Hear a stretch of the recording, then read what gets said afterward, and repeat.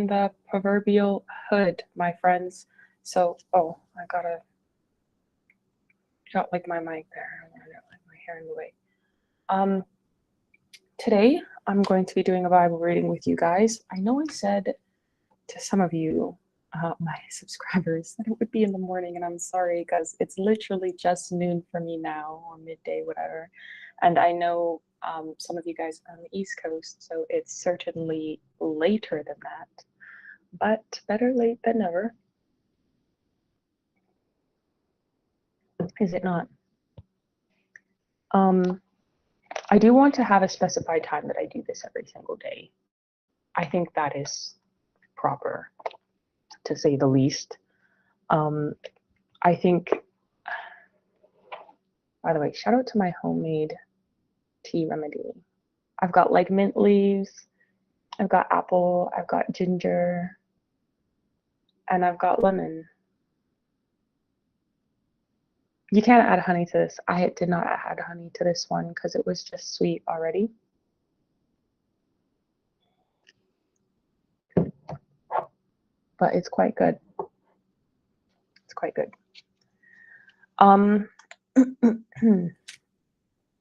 Sorry. Yeah, I want to do these at more better specified times during the day. I want to be consistent. I want to be consistent. So when I have that time, I will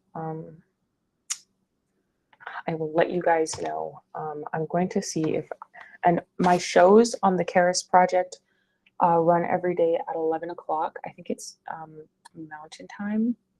It's 11 a.m. Yeah, I'm in Arizona, so it's 11 a.m. my time.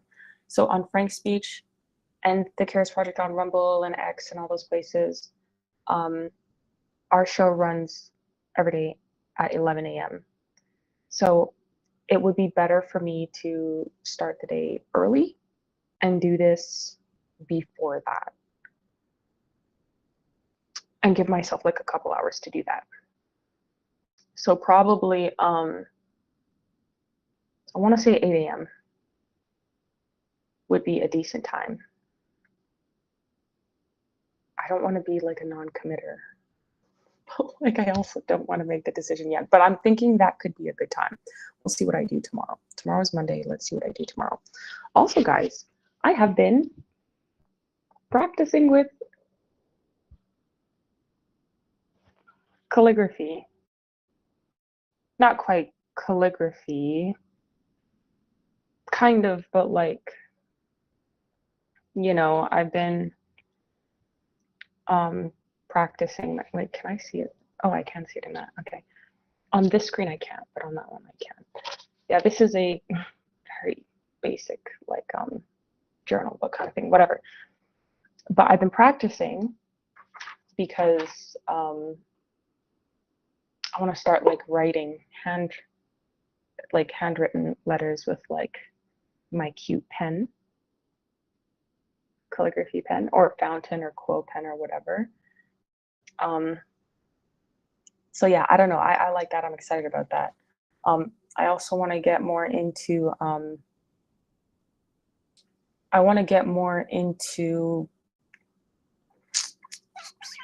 practicing languages.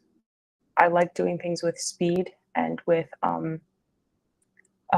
if I presume myself unable to complete the entirety of a work booklet in like 3 or 4 days, then I just like don't participate at all. And I want to create a world where I have speed and consistency. So perhaps I spend a certain amount of time in something that I enjoy that day and do it every day, so that, you know, practice and diligence or whatever.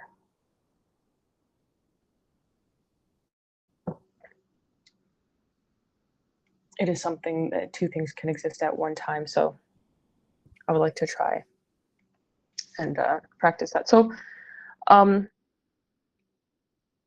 that being said, I think we can get into, I don't think I need that, actually. I certainly don't need that open, nor do I need this open.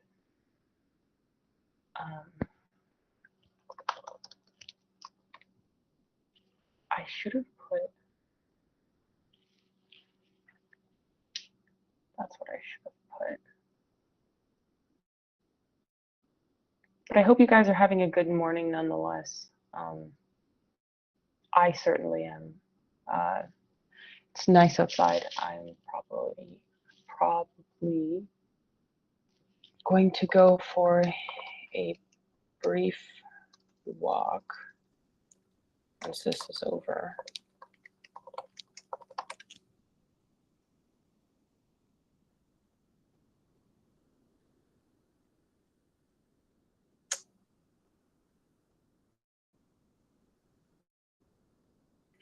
Hey guys, I actually hit, wait a second, how come this didn't work? How come the actual, I knew it. I knew it. The YouTube didn't go up. Of course it didn't. What in the world? What am I doing wrong? But anyways, guys, I have 102 subscribers now on YouTube. Shout out. I'm surprised I'm even still allowed on here, to be fair, but we'll see how long that goes on for. I feel like I do this with you guys like every day that I do this, and I'm so sorry. One day I will have the hang of this, and it will be okay. It will not be like this disorganized or whatever. I will just be like, hey, how's it going? And then we'll be right into it.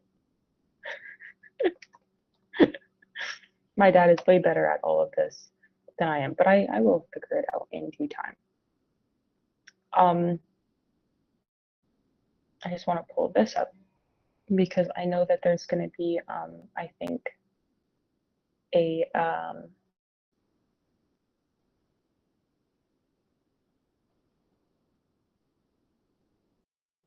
sorry, now my computer is being slow.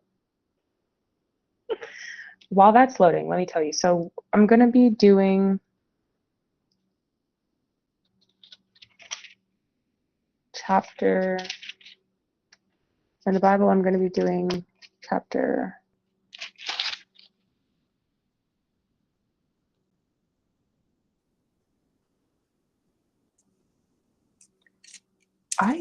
this is strange. So I've done,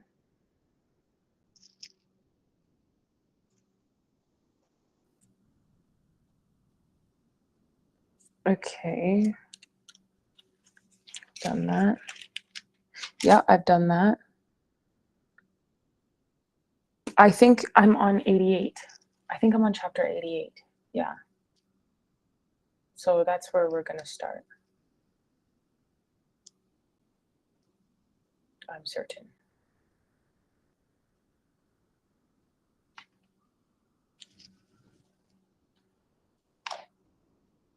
Why is this glitching out? Hi, Jay.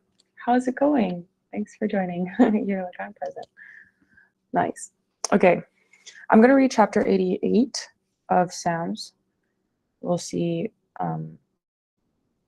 where we go from there. That's so strange because why do I feel like...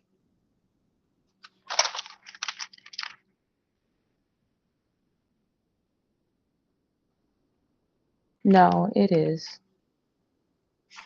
It is. Yeah, it is. Okay. Let's get to it then. By the way, guys, back to my regular degular hair. Could you imagine? This is literally all of it. Shout out to like my updo that I had the other day. Nothing beats a good updo. They need to come back into fashion because like when your hair is down, it's just like so boring.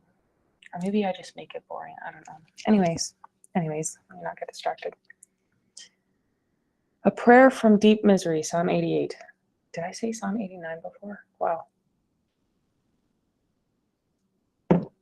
Sorry. A song or psalm from the sons of Korah to the chief musician upon Mahalath, Lina, Mashil of Heman and Ezrahite. I'm not too good at the pronunciation sometimes. Sorry.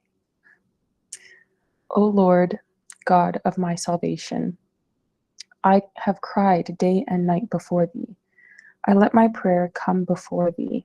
Incline thine ear unto my cry, for my soul is full of troubles, and my life draweth nigh unto the grave. I am counted with them that go down into the pit. I am as a man that hath no strength. I free among the dead,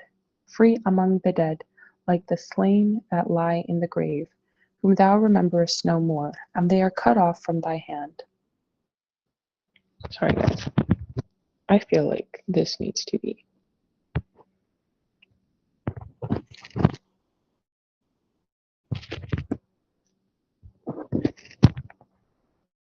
Here. Magisma, forgiven. Thank you. Does this sound just as fine as before? I'm gonna have to take the risk, innit?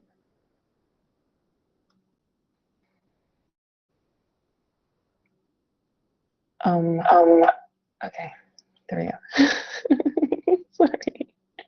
Okay.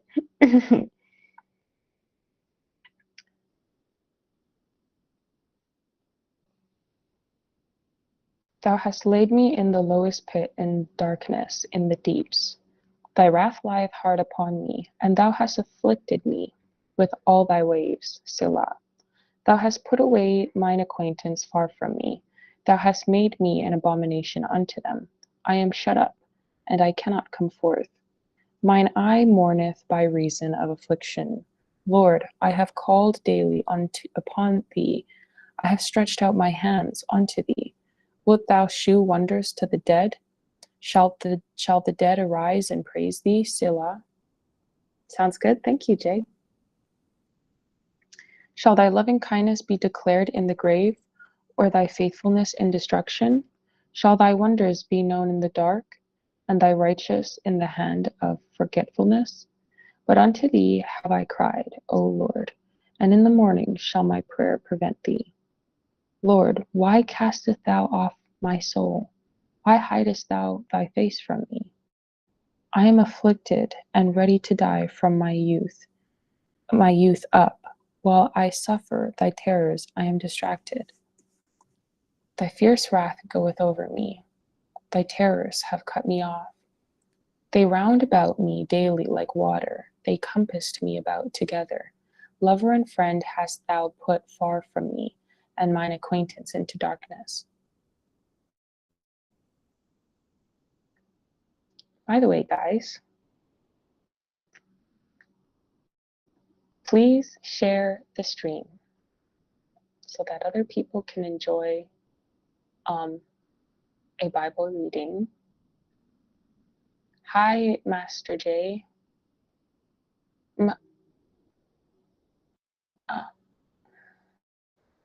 How's it going, sir? You're so pretty. Thank you. I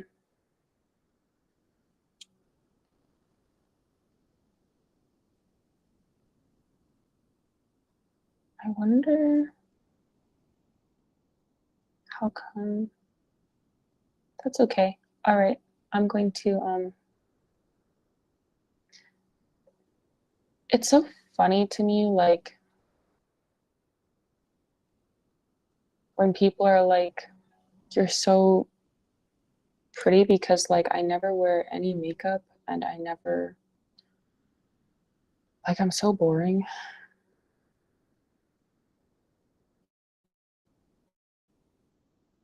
Sorry. I have to turn this like off because it's offensive. I just feel like someone will always, like, just for people, like girls who are listening, like I am so boring, it's not even funny. And I think, like, my dad raised me that, like, you don't need makeup to be pretty. Exactly, Maggie's Mo. But I'm just saying that, like, where we live in a world where girls do think that.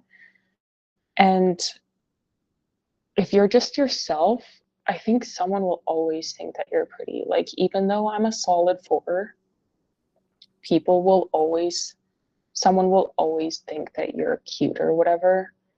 Um, so you just have to, like, be yourself. Boring is normal life. Drama is for TV and movies. Exactly, Maggie's Mo.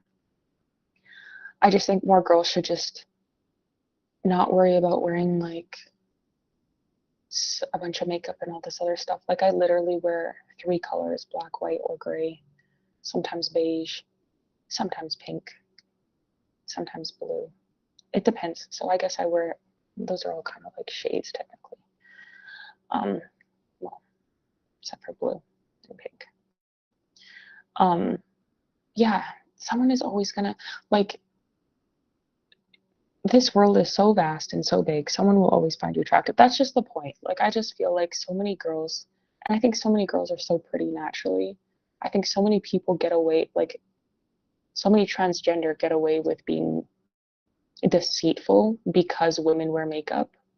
And if women were more natural, then it would be very clear who the, like, the fake women are. But that's a whole different conversation, and that's just where my brain went to, like, when he said that, I guess because I have ADHD.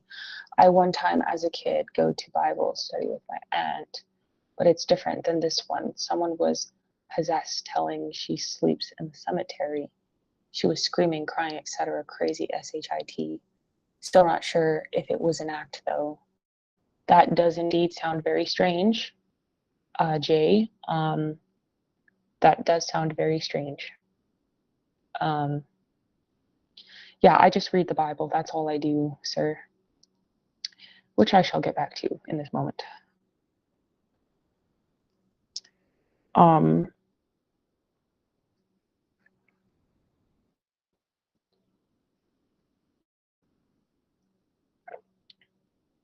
Spicy.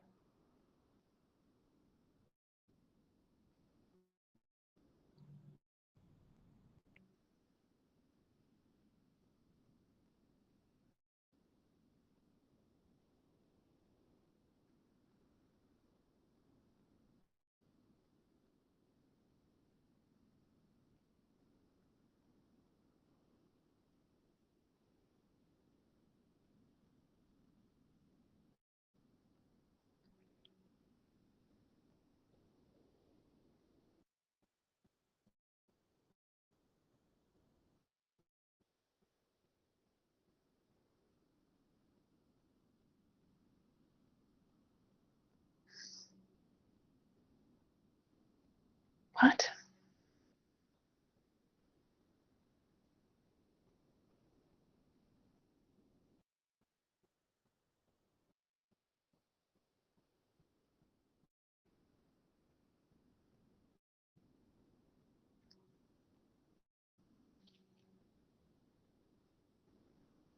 I'm just gonna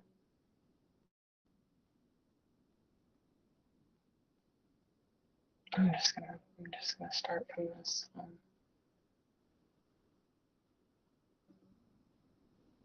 By the way, you're not boring at all. You're just being yourself, not doing too much, which is what I like. Thank you, sir. I think the only way, I think the best thing to do is just be yourself, and somebody at some point will appreciate it. Thou hast laid me in the lowest pit, in darkness, in the deeps.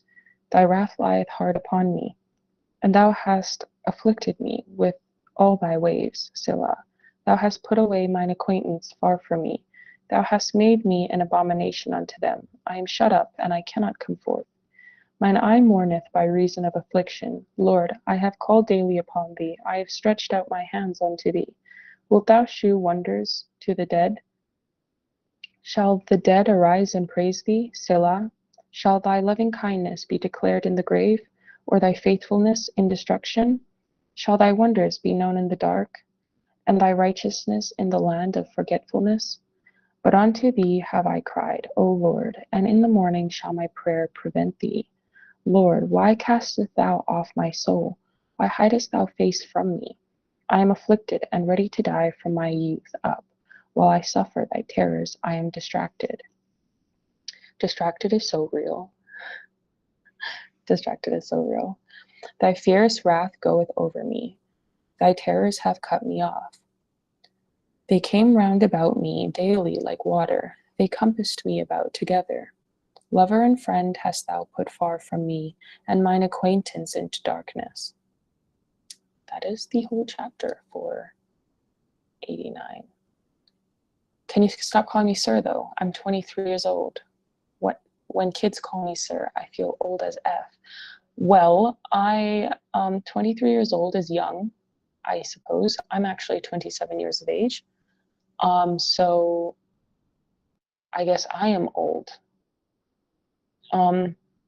I don't know. I call everybody sir. It's just respectful. But if you don't like it, I will not do it.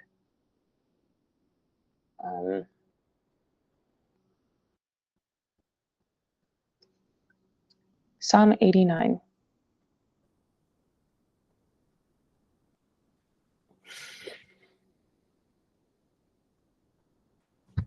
Sorry. What's your ethnicity, by the way? What do I look like? Please guess. I will sing of the mercy, Psalm 89. Praise to God for his covenant promises. Ask what are his pronouns. What are your pronouns, Jay? I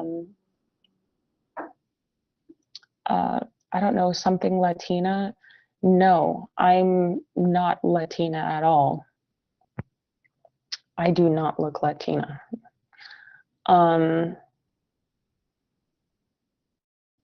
not Latina. My mother is Native American. Brazilian. No, I'm not Brazilian either. My mother's Native American or American Indian.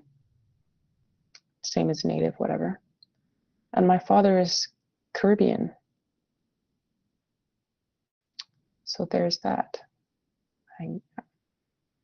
That probably would have been your last guess. That's funny that everyone always guesses every single thing under the sun that I could be, except what I actually am. Do I look Brazilian? Brazilians do look like anything, though. I've had people ask me if I was Asian, if I was Middle Eastern, if I was, now I've been accused of being Brazilian. People have accused me of being Latina. When's your birthday? Portuguese. My dad's dad was actually mixed with Portuguese, believe it or not. Okay, nice. I mixed too. My dad's Brazilian mixed with Dutch, and my mom is Filipino. That's what's up. That's very cool. When's your birthday? Hi, relaxed. My birthday's in March. I am a March baby. It is the best time of the year. Magismo, you're Jamaican? That's cool. Wagwan. Wagwan, bad man.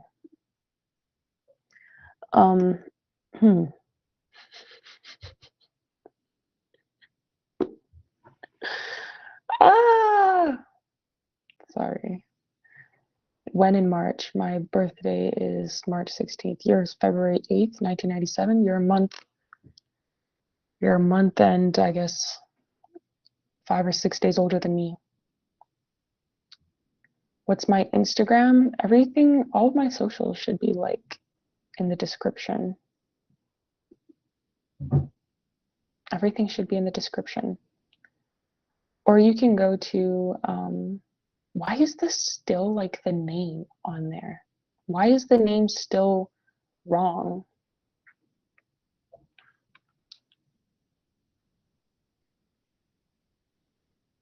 I should have all of you know that my Instagram is exceptionally boring. I'm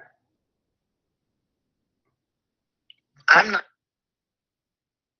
All of my social media is like super boring because I like literally don't do anything. I don't use Discord. What do you mean? What is my Discord? I don't use Discord. Are you British, Megismo? You're Jamaican and British. That's very cool.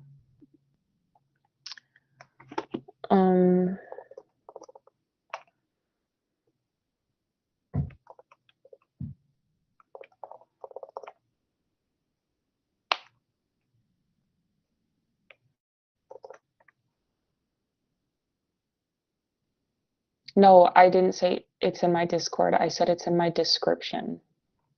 You misheard me. Anyhow, back to reading. What you will find on my social media, though, is pictures of me making sandwiches. You are? Do you live in the UK, Megismo? Can I call you Meg? Anyway, all right, let me get back to reading. I will sing of the mercies of the Lord forever. Praise to God for his covenant promises.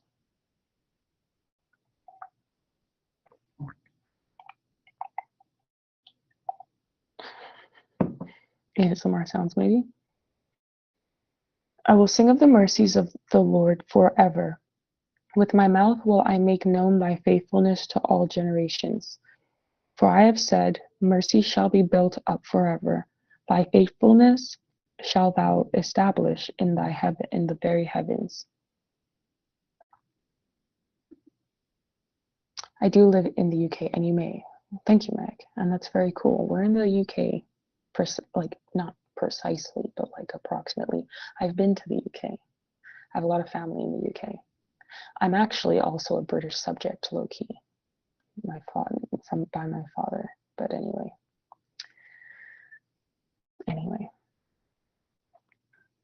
I have made a covenant with my chosen. I have sworn unto David, my servant. Sorry, it's so dry here. Thy seed will I establish forever, and build up thy throne to all generations. Selah. And the heavens shall praise thy wonders, O Lord, thy faithfulness also in the congregations of the saints. For who in the heaven can be compared unto the Lord? Who among the sons of the mighty can be likened unto the Lord? God is greatly to be feared, and in the assembly of the saints, and to be had in reverence of all them that are about him. There's like a little passage reading here, and it's called The Grace of True Reverence.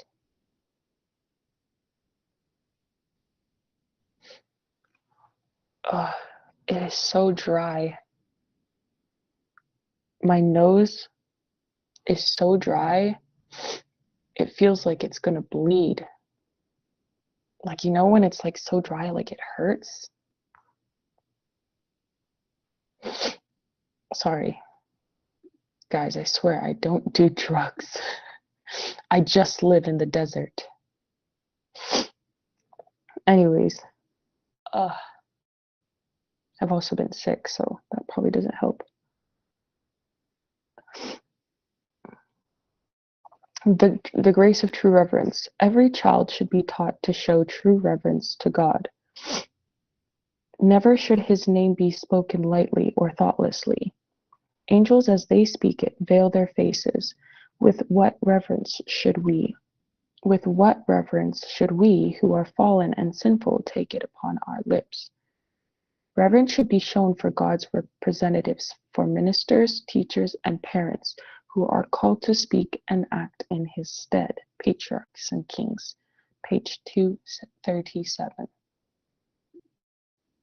London, but I don't want to interrupt the most beautiful, quiet town in the southwest.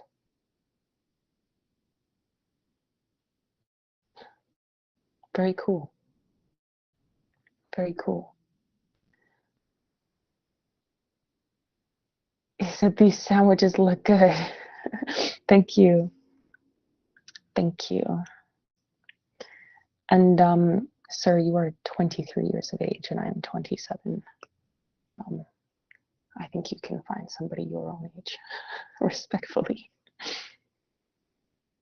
O Lord God of hosts, who is a strong Lord like unto thee, or to thy faithfulness round about thee?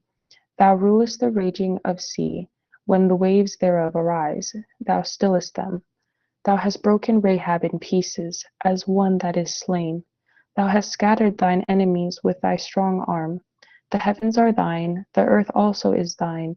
As for the world and the fullness thereof, thou hast founded them. The north and the south, thou hast created them. Tabor and Hermon shall rejoice in thy name. Thou hast a mighty arm, strong is thy hand, and high is thy right hand. Justice and judgment are the habitation of thy throne. Mercy and truth shall go before thy face.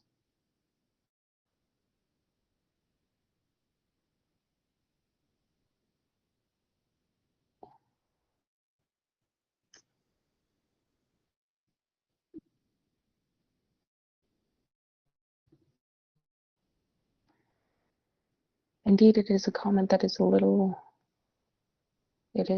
far, my friend. There is another little passage here. It says, the foundation of God's throne. And also, you would find it better. You said F the age, it's only 4-year difference. You can still dominate. That has nothing to do with anything. Women, to be fair, women, I think, should be with, people either their own age, that's fine, or older than them because they need the life experience. A man who's 24 years of age can possibly still, be stronger and bigger than he surely is. He surely is. And even can outsmart me in a lot of ways because I am a woman. And there are things that men understand and men do as men that women will never understand because we are not men. We don't understand the things of men. We don't think or operate like men. So yes, what you're saying is true. That being said, the life experience that comes with being a certain age and the wisdom and the capability is not matched. And there are things that I have as someone who's 27 years of age, especially as a woman, and women mature in certain ways quicker than men do. And that just doesn't fly that way. I wouldn't suggest women ever date men that are younger than them, or even especially 4 years younger than them. A year maybe, the same year, but 4 years, no, that's too much. That's way too much of a gap. And even still, I think a 10-year age gap higher than what the age of a woman is preferable. Like, I think a guy, and it's no disrespect to you, again, I would say sir, but you don't like that, so Jay. It's just simply, I think that the ideal situation for a woman my age, or for me, is to be with someone who's like 10 years older than me. At the very least, or at least at least 5 years older than me, because women need someone who's going to teach them. And I've experienced so much in my life that, you will have your time, young man, but you speak as someone not ready. The guidance and formation of a home is what she desires, to respect the Godhead. Exactly. And someone needs to be prepared for that. You are a young man in your prime, and you still have, a lot of time to figure things out and do things. You don't know my life, though. I had to figure things out for myself when I was 16, slept in parks, on friends' couches. I came a long way. Now I'm 23 and doing pretty good for myself. I have more experience than many 40 years old. So here, I'll put this to you this way. I myself had a lot of life experience since I was a child because I went through very difficult things that most grown adults could not fathom or experience. And I had an exceptional father that helped me get through those things. That being said, I realized that there are things that I just could not learn without the experience of time. I had life experiences that taught me things well beyond the years of people who were far older than me, like much my senior. But with the time of just experience, or the experience of just time, I came to find that there was much I still had to learn and settle in, and the maturity of the way that I operated was completely different.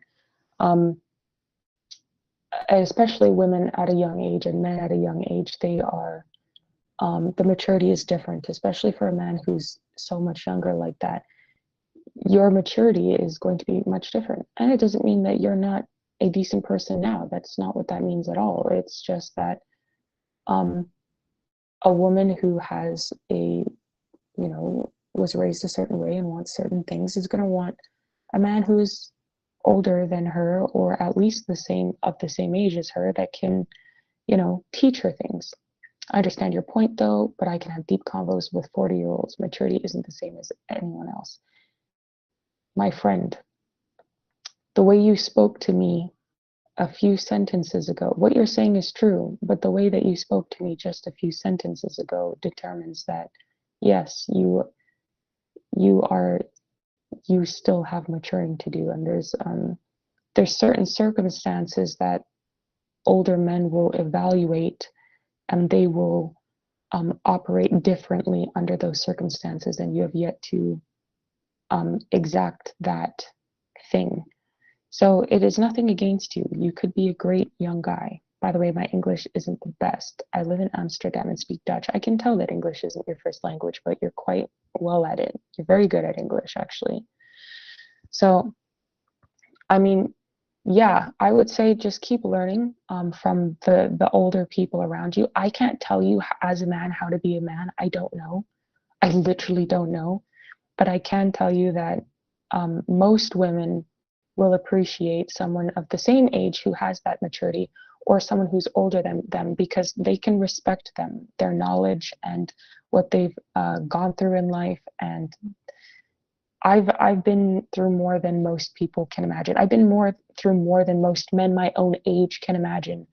And the compassion and patience that comes with men that are older is not seen in younger men. They're like, I don't know, they're young.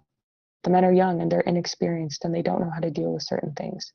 He can't know. What does he know? He can't hear his lack of experience. Forgive him.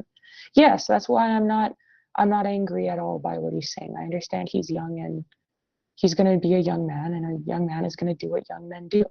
So, you know, I'll just say, make sure you stay in touch with those older men that are like having good conversations with you and teaching you. But they're the ones that are going to teach you how to be a man, to obtain women that you appreciate. But I would say try and go for women who are of the same age as you or younger in future. Don't go for women who are older than you, because a woman who goes after a man who's much younger, it's an unfair playing field, because that woman still has more life experience than that young man. And even though the man has the upper hand in a lot of things, she's taking advantage of him in ways that he's not going to understand. And it's kind of sick. But do you agree there are younger guys with way more life experience than a 40-year-old? By the way, the dominant comment was just a little joke.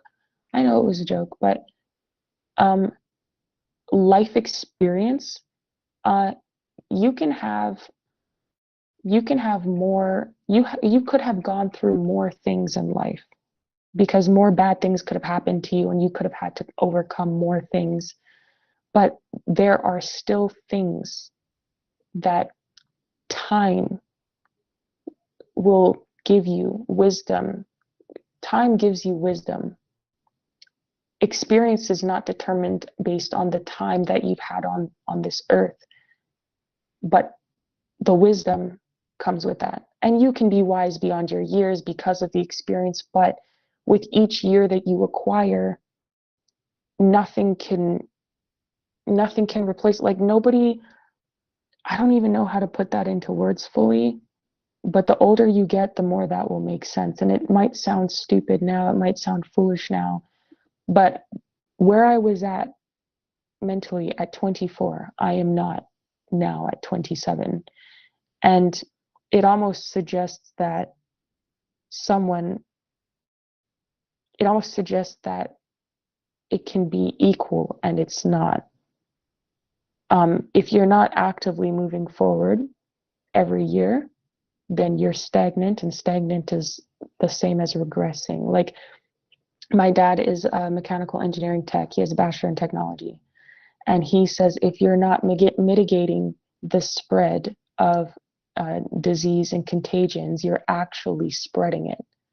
So it's the same kind of thing, I think, with life, where if you're not moving forward, you're like positively, you're actually spreading worse things. But the only way that you can actually do that is with time. To actually perfect some of the things, or work towards perfecting some of the things that you're dealing with, you need time. And you might have experience, but time will teach you how to utilize that experience in a way that is conducive for the bigger picture. And that might not make sense now, but in due time, it certainly will. And you, as you get older, you will see why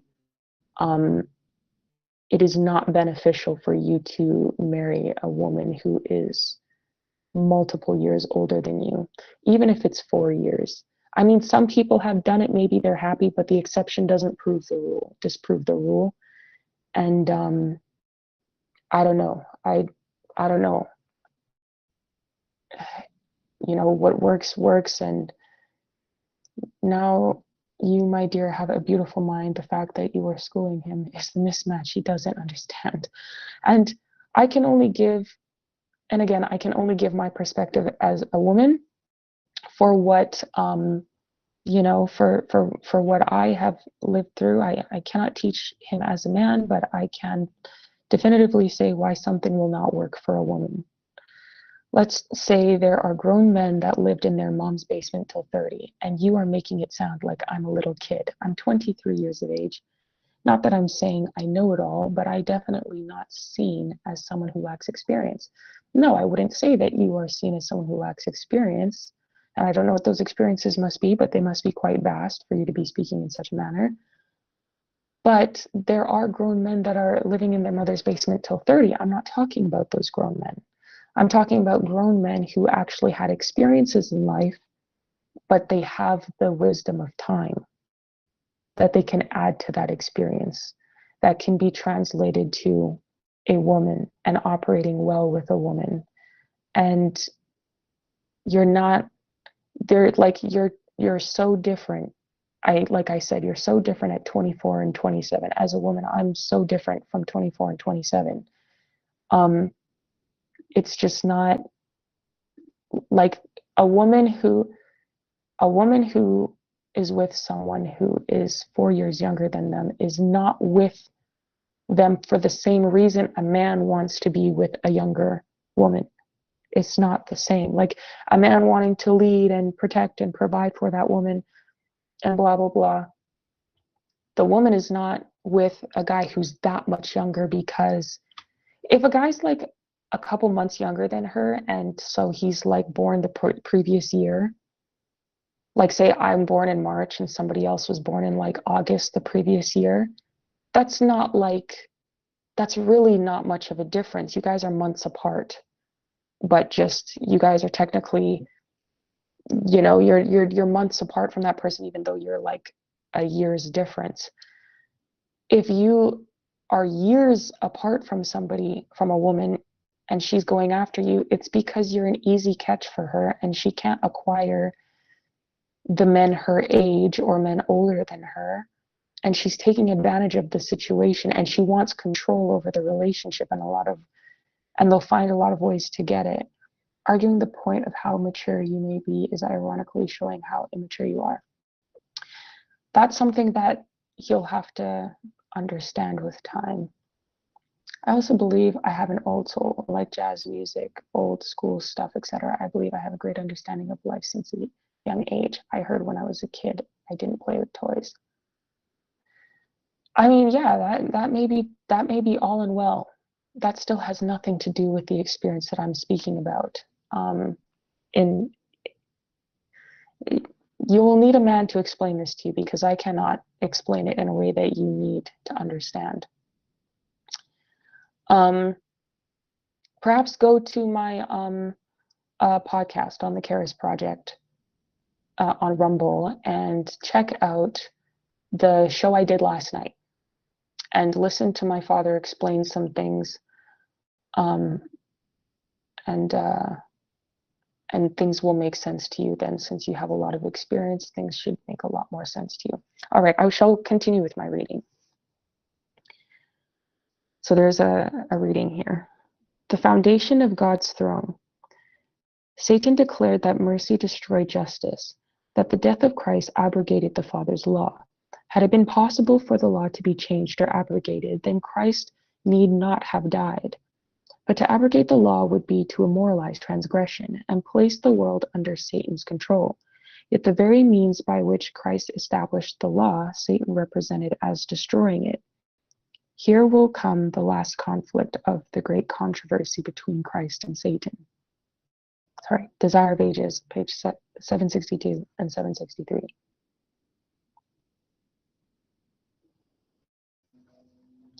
And back to the actual chapter. Blessed is the people that know the joyful sound. They shall walk, O Lord, in the light of thy countenance. Oh man, I feel sick.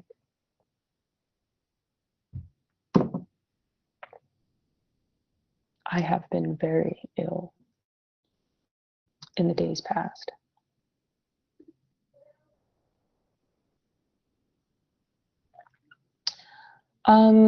You're telling me from that one previous joking comment, I'm too immature for you. I don't feel that. I am laying out circumstances while you, my friend, are picking out words. That is why I am making these derisions, and you are also 24 years of age. I do, in fact, have a father, and a very exceptional one. And I would like you to try and imagine yourself trying to have that conversation to him. And that will be the last I will say of it.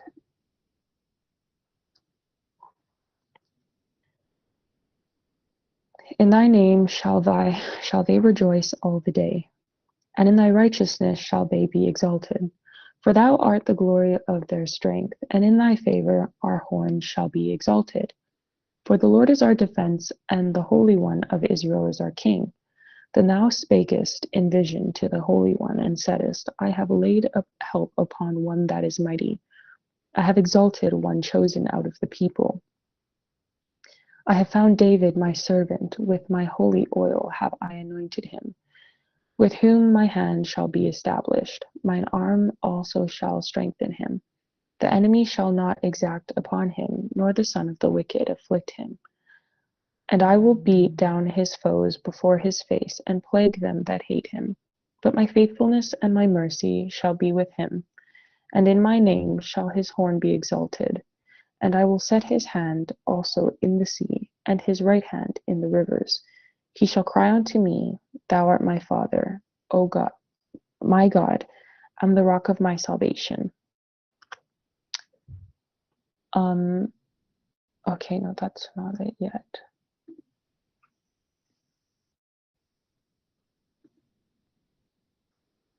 Also, I will make him my firstborn, higher than the kings of the earth. My mercy will I keep for him forevermore, and my covenant shall stand fast with him. His seed also will I make to endure forever, and his throne as the days of heaven. If his children forsake my law and walk not in my judgments, if they break my statutes and keep not my commandments, then will I visit their transgression with the rod, and their iniquity with stripes. Nevertheless, my loving kindness will I not utterly take from him, nor suffer my faithfulness to fail. My covenant will I not break, nor alter the thing that is gone out of my lips. Once have I sworn by my holiness that I will not lie unto David. His seed shall endure forever, and his throne as the sun before me. It shall be established forever as the moon, and as a faithful witness in heaven. Selah. But thou hast cast off and abhorred, thou hast been wroth with thine anointed. Thou hast made void the covenant of thy servant. Thou hast profaned his crown by casting it to the ground. Thou hast broken down all his hedges. Thou hast brought his strongholds to ruin. All that pass by the way spoil him. He is a reproach to his neighbors. Thou hast set up the right hand of his adversaries. Thou hast made all his enemies to rejoice. Thou hast also turned the edge of his sword, and hast not made him to stand in the battle.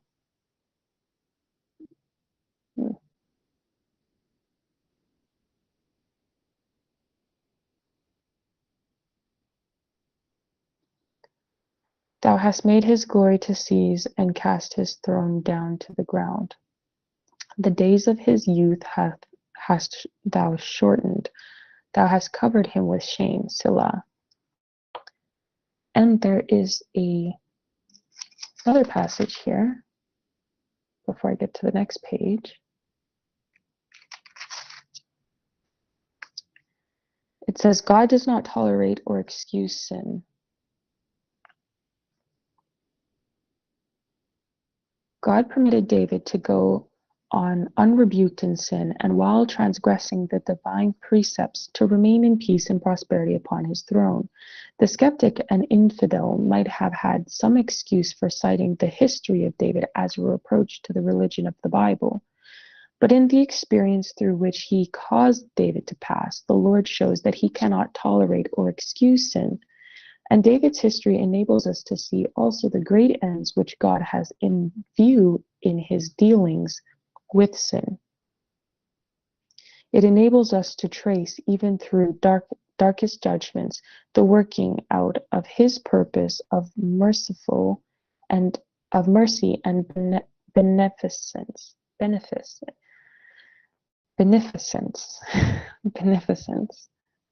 He caused David to pass under the rod, but he did not destroy him.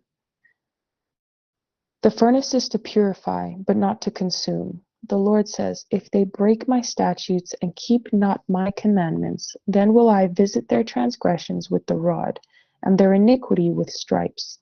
Nevertheless, my loving kindness will I not utterly take from him, nor suffer my faithfulness to fail. Psalms 83, 31 to 33, Patriarchs and Prophets, page 738. How long, this is verse 48 now, how long, Lord, wilt thou hide thyself forever? Shall thy wrath burn like fire? Remember how short my time is. Wherefore hast thou made all men in vain? What man is he that liveth, and shall not see death? Shall he deliver his soul from the hand of the grave? Selah. Lord, where are thy former loving kindness, which thou swearest unto David in thy truth? Remember, Lord, the reproach of thy servants, how I do bear in my bosom the reproach of all the mighty people.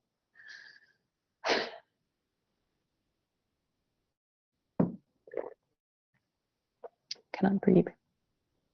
Wherewith thine enemies have reproached, O Lord, wherewith they have reproached the footsteps of thine anointed. Blessed be the Lord forevermore. Amen and amen.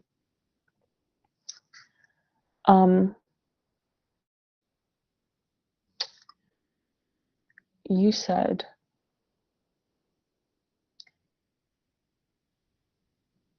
in my eyes, religion books are basically a book of rules made by the government. But they named him God, someone you can't see, can't ask questions to, can't blame, etc. You just have to follow the rules or you go to hell. Scare tactics has been used since the beginning of times.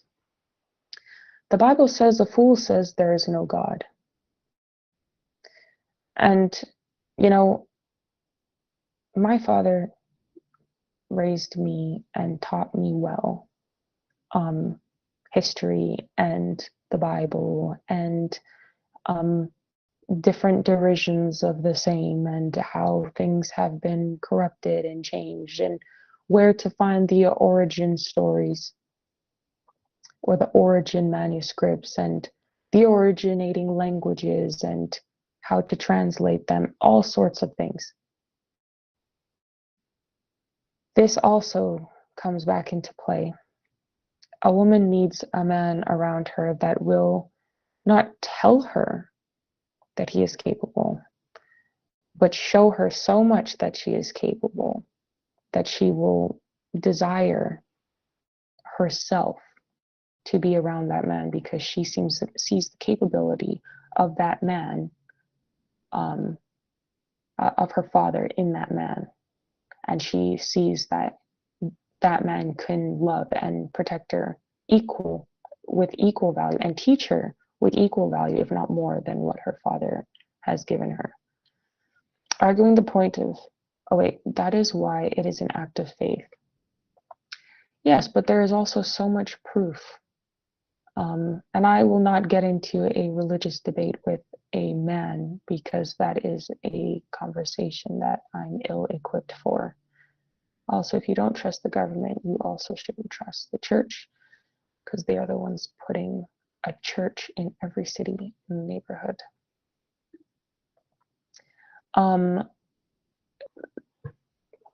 Jesus says that the church is the people, not the building. The corporation is not the church. The people are the church. God says where 2 or 3 are gathered, I am there. So, again, I will not get into religious debate with you. If you seek knowledge, true knowledge and understanding on that, you can ask my father, and he will direct you.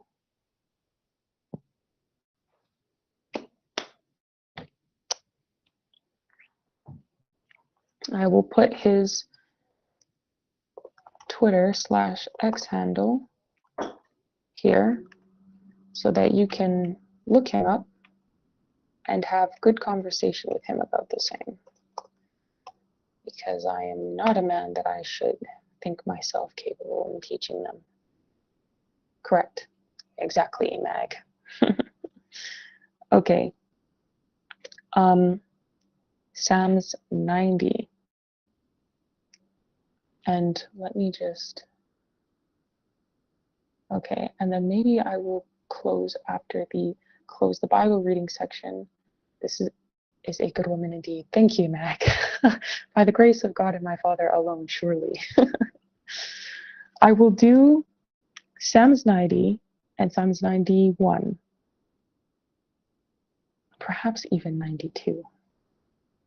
Maybe I will do these last 2 pages. Yes, because we're getting into a very good part of Psalms. It's getting into like praise now, and I like that.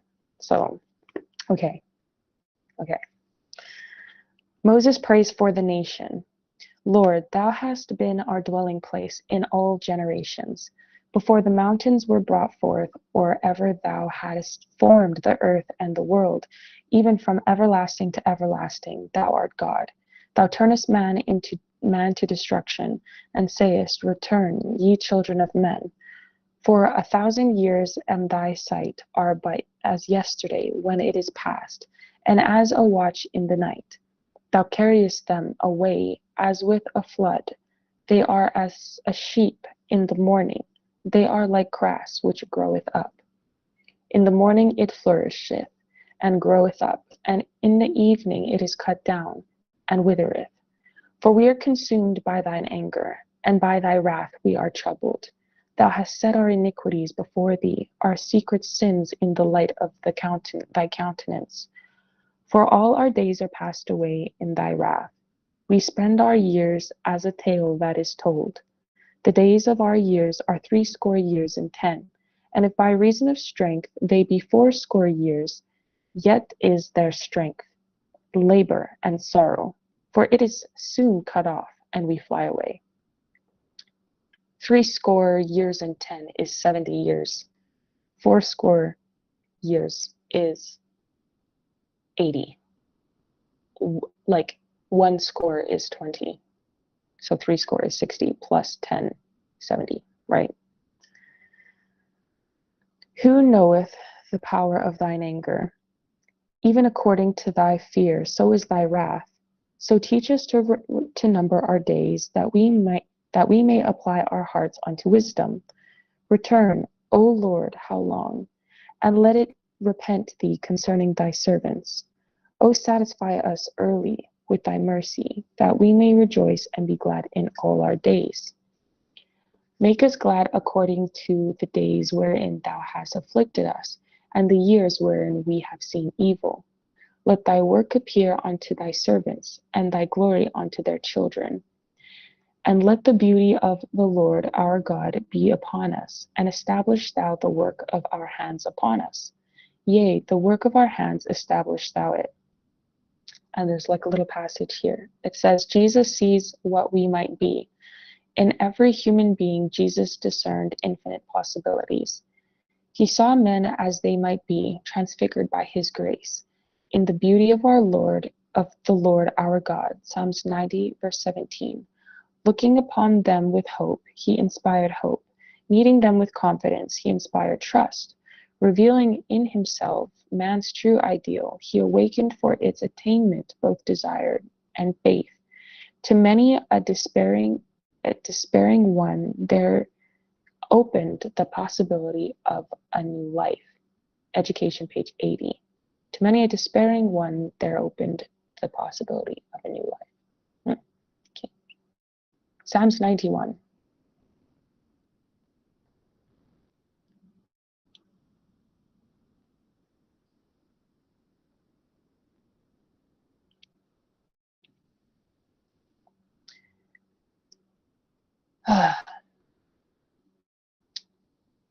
Jay says, one thing, many religion books are based on fear, the fear of hell, because everyone sins in some way, knowing that fear is the lowest form of frequency to live on. You, respectfully, Jay, are thinking like a woman. Like, I just know for a fact if my father read that, like, he would just be like, you're picking at words. And you are, not only that, I've made the clear decision that I will not engage in no, I'm going to explain to you, and this is what I'm going to explain. You're not going to like this answer, but this is the answer. I have made the decision that I do not want to engage in a religious discord with you, and you still are pushing for me to engage in this religious discord with you. A man of respect and honor would have allowed me to defer to my father and gone to that. Instead, you press me and ask for me to explain, which also tries to get me to operate in a feminine nature. Glad you said that and not me. Yeah, Meg. You are asking me to be a feminist. You are asking me to step outside of my role and my place as a woman, to step into a court or a boxing ring with you in which I would definitively lose. This is exactly why you are ill-fitted for the conversation that we had earlier. And what you're doing is very wrong. What you're doing is very wrong, and I will say that right now. And you need to stop. Men need to understand, if it was a man that told you to stop, you would stop, because you would have the fear of consequence. Understand, and I know this is online, but still understand When a woman says no, no means no. And when a woman defers to her father, understand that there is a reason. And you may be smart, you may be of an old soul and things of the like, but you are still in need of understanding consequences for your actions. And this world needs to go back to that. This world needs to go back to a place where when men disrespect women or try to put them out of their place to get the answers they want in the immediate so that they can push whatever agenda they're planning, that they get immediate consequences. And women are very bad at distributing consequences or discipline in those situations, which is why they need to defer to men. When a woman defers to a man, that is the end of the conversation. You're saying you're not looking at it as a boxing match, then you've already failed. You failed before you started, which means you're operating like a woman. The more that you speak, the more you're digging yourself in a hole. You said it just a way trying to understand each other's point. I told you that there is no point that I can give you that you need as a man. I've directed you to a man, and you should not be looking to me for answers in this way. He doesn't understand as you speak because he's a young man, not a man. Yeah, he's young, exactly. And it's no disrespect, and I'm only speaking this verbally because I'm on a stream. If this was in my comment section, I wouldn't even have, if this was the comment section online, on a post, I wouldn't even engaged with this, to be fair, but I'm saying this because we're on live stream and people can also understand what's going on. Anyways, I will continue with my reading. No disrespect to you, man, but you do need to learn a great deal of honor and respect still as a young man. God will protect and rescue. I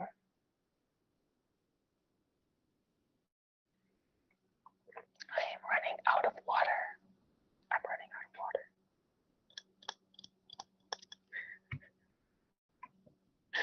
water. Guys, I'm so funny, but I have so much love in my heart. That's why. God will protect and rescue. This Psalms 91. He that dwelleth in the secret place of the Most High shall abide under the shadow of the Almighty.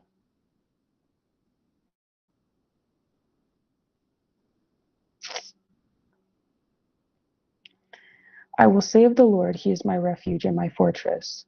My God, in him will I trust. Surely he shall deliver thee from the snare of the fowler, and from the noisome pestilence. He shall cover thee with his feathers, and under his wings shalt thou trust. His truth shall be thy shield and buckler. Thou shalt not be afraid for the terror by night, nor for the arrow that flieth by day, nor for the pestilence that walketh in the darkness, nor for the destruction that wasteth at noonday. 1,000 shall fall at thy side, and 10,000 at thy right hand, but it shall not come nigh thee. Only with thine eyes shalt thou behold and see the reward of the wicked, because thou hast made the Lord, which is my refuge, even the Most High, thy habitation. There shall no evil befall thee, neither shall any plague come nigh thy dwelling. And there's like a little passage here. Protection by the angels. In the time of trouble, just before the coming of Christ, the righteous will be preserved through the ministration of heavenly angels, but there will be no security of the transgressors of God's law. Angels cannot then protect those who are disregarding one of the divine precepts, patriarchs and prophets, page 253, 256, I'm sorry. For he shall give his angels charge over thee, to keep thee in all thy ways. They shall bear thee up in their hands, lest thou dash thy foot against a stone. Thou shalt tread upon the lion and adder, the young lion and the dragon shalt thou trample under feet.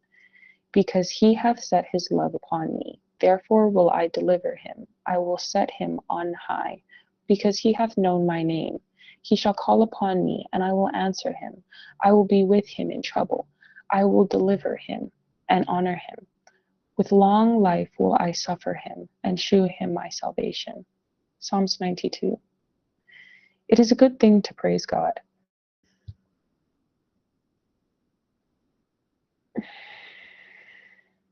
Sorry.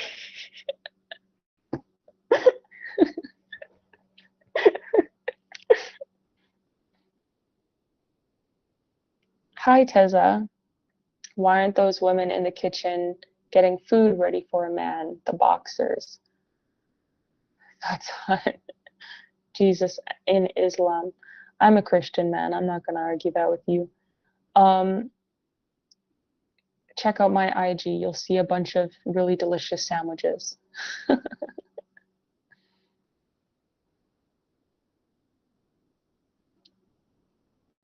Okay. It is a good thing to give thanks unto the Lord, and to sing praises unto thy name, O Most High, to shew forth thy loving kindness in the morning, and thy faithfulness every night, upon the instrument of 10 stripes, and upon the psaltery, upon the harp with a solemn sound. For thou, Lord, hast made me glad through thy work. I will triumph in the works of thy hands. O Lord, how great are thy works, and thy thoughts are very deep. A brutish man knoweth not, neither doth a fool understand this. When the wicked spring as the grass, and when all the workers of iniquity do flourish, do flourish, do flourish. When the wicked spring as the grass, and when all the workers of iniquity do flourish, it is that they shall be destroyed forever. But thou, Lord, art most high forevermore. For lo, thine enemies, O Lord, for lo, thine enemies shall perish. All the workers of iniquity shall be scattered. But my horn shalt thou exalt like the horn of an unicorn. I shall be anointed with fresh oil. My bad, fresh oil. Mine eye also shall see my desire on mine enemies, and mine ear shall hear my desire of the wicked that rise up against me. There's like a little passage. God's people like the palm tree. The palm tree, beaten by the scorching sun and the fierce sandstorm, stands green and flourishing and fruitful in the midst of the desert. The tree of the desert is a symbol of what God means the life of his children in this world to be. They are to guide weary souls, full of unrest, and ready to perish in the desert of sin, to the living water. Education, page 116. The righteous shall flourish like the palm tree. He shall grow like a cedar in Lebanon. Those that be planted in the house of the Lord shall flourish in the courts of our God. They shall still bring forth fruit in old age. They shall be fat and flourishing, to shew that the Lord is upright. He is my rock, and there is no unrighteousness in him. To think that I'm in Arizona with these ugly palm trees. I'm sorry, guys. I used to like seeing palm trees on movies. I do not like them in real life. I do not think they're beautiful at all, but it is a good analogy that even in the desert, we are supposed to maintain good fruit, and give life to those around us. In like all that we do, we should still be flourishing, and regardless that we are in the scorching heat. So I have much work to do.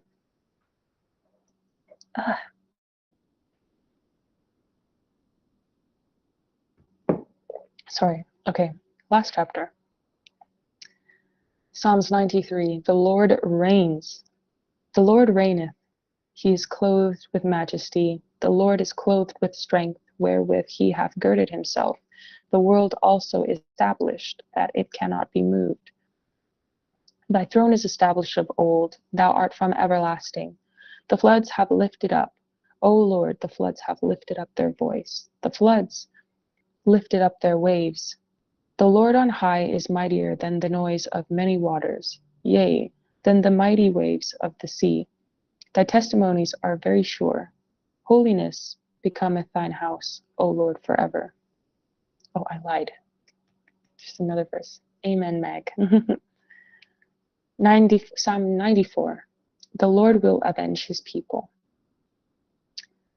O Lord God, to whom vengeance belongeth, O God, to whom vengeance belongeth, shew thyself, lift up thyself, thou judge of the earth, render a reward to the proud. Lord, how long shall the wicked, O how long shall the wicked triumph? How long shall they utter and speak hard things? And all the workers of iniquity boast themselves. They break in pieces thy people, O Lord, and afflict thine heritage. They slay the widow and the stranger, and murder the fatherless. Which is very interesting. He's saying this because, again, Isaiah says in Isaiah 58 to help the fatherless, the widow, and the oppressed. And he's saying that the wicked slay the widow, the stranger, and murder the fatherless.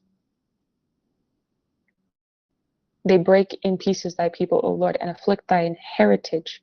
They slay the widow and the stranger, and murder the fatherless. Wicked people do that. Ahem, ahem. Yet they say, the Lord shall not see, neither shall the God of Jacob regard it. And this is what they say. This is exactly what they say.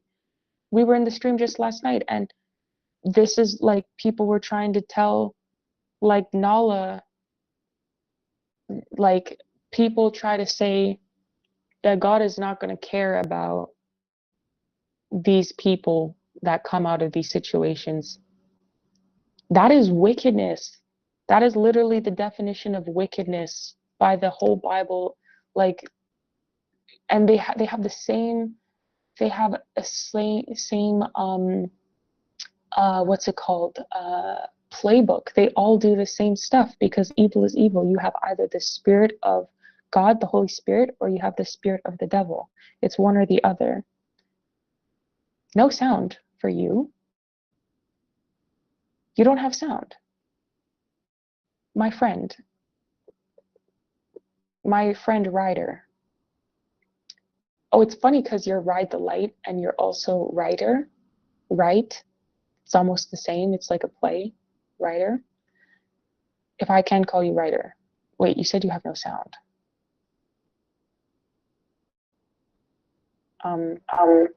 No, there is sound. My friend, thank you, Mag. My friend Ryder, you can't even hear me, so I don't even know why I'm saying this. But it must be on your end, yes. Well, you can't hear that either. I'm sorry. Anyways, wicked people do these things. Yet they say, the Lord shall not see it, neither shall the Lord God of Jacob regard it. Understand, ye brutish among the people, and ye fools, when will ye be wise? Wait, understand, ye brutish among the people, and ye fools, when will ye be wise? He that planteth the ear, shall he not hear? He that formed the eye, shall he not see? He that planted the ear, shall he not hear? He that formed the eye, shall he not see? He that chastiseth the heathen, shall not he correct? He that teacheth man knowledge, shall he not know? Shall not he know? The Lord knoweth the thoughts of man, that they are vanity. Blessed is the man whom thou chastiseth, O Lord, and teacheth him out of thy law, that thou mayest give him rest from the days of adversity, until the pit be digged for the wicked. For the Lord will not cast off his people, neither will he forsake his inheritance. But judgment shall return unto righteousness, and all the upright in heart shall follow it. Who shall rise up for me against evildoers? Or who will stand up for me against the workers of iniquity? Unless the Lord had been my help, my soul had almost dwelt in silence. When I said, my foot slippeth, thy mercy, O Lord, held me up. In the multitude of my thoughts within me, thy comforts delight my soul. Shall the throne of iniquity have fellowship with thee, which frameth mischief by law? Wow. They gather themselves together against the soul of the righteous, and condemn the innocent blood. But the Lord is my defense, and my God is the rock of my refuge. And he shall bring upon them their own iniquity, and shall cut them off in their own wickedness. Yea, the Lord our God shall cut them off. So,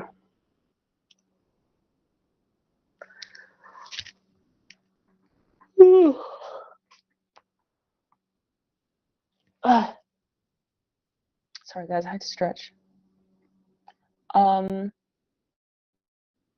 May the Lord bless the reading of his holy word. I'm going to pray to, okay, you guys can hear me.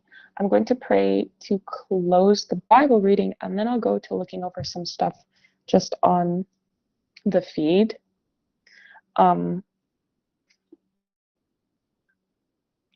Because why not? Seems to be my thing now. A Bible reading, going through some news on the feed. Okay.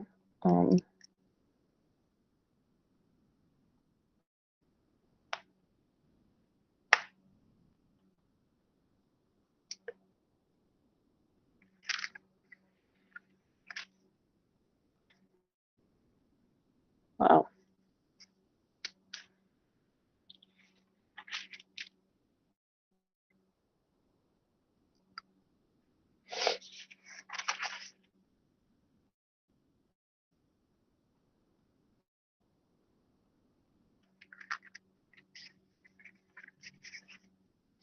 Okay, let us pray to close this Bible reading. Wait, actually, before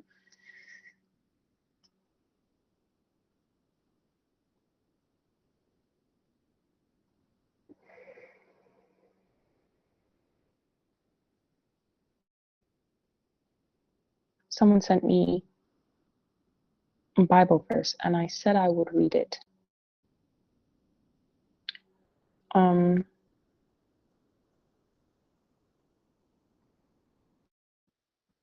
Isaiah 55, verse 6 and 9.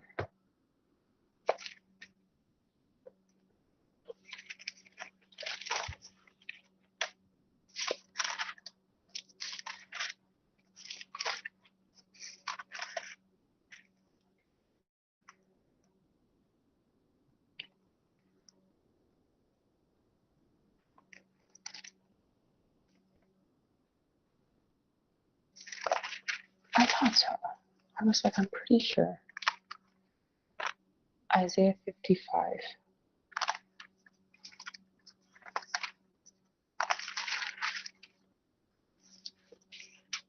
6 to 9. Isaiah 55, verse 6 and 2, 9. It says, come to the waters and drink.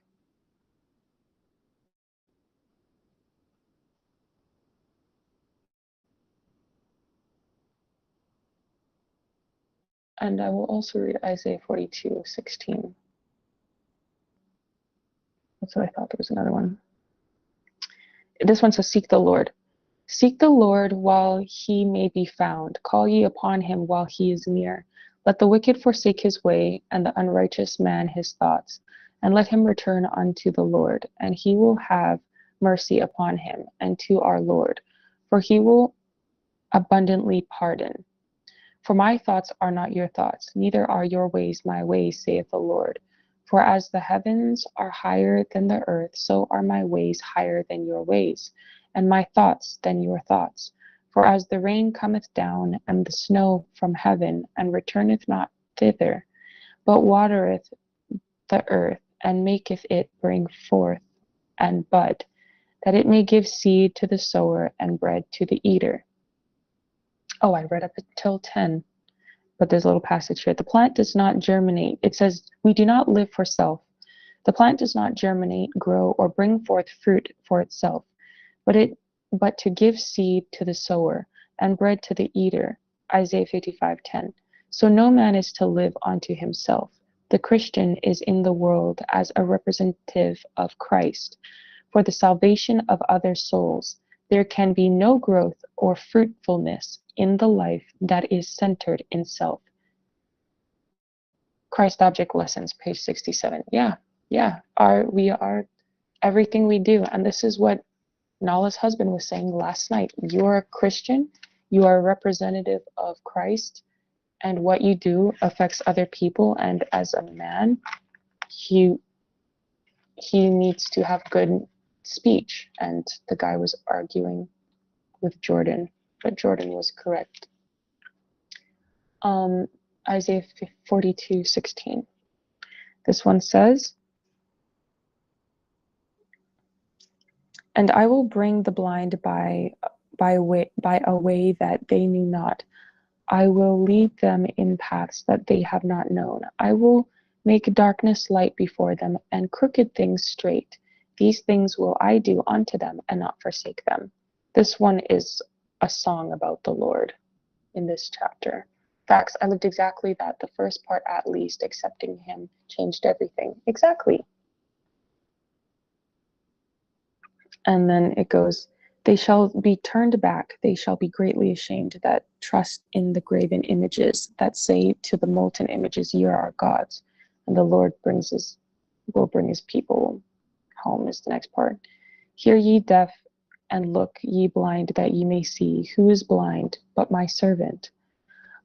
Or deaf as my messenger that I sent? Who is blind as he that is perfect, and blind as the Lord's servant? As the Lord's servant, and the Lord's servant? Seeing many things, but thou observest not. Opening the ears, but he heareth not. The Lord is well pleased for his righteousness' sake. He will magnify the law and make it honorable." The passage here says, God's unchanging law. In the precepts of his holy law, God has given a perfect rule of life, and he has declared that until the close of time, this law, unchanged in a single jot or tittle, it is to maintain its claim upon human beings. Christ came to magnify the law and make it honorable. He showed that it is based upon the broad foundation of love to God and love to man. Love to God and man. Hi, Bobby. Can you do the pause challenge?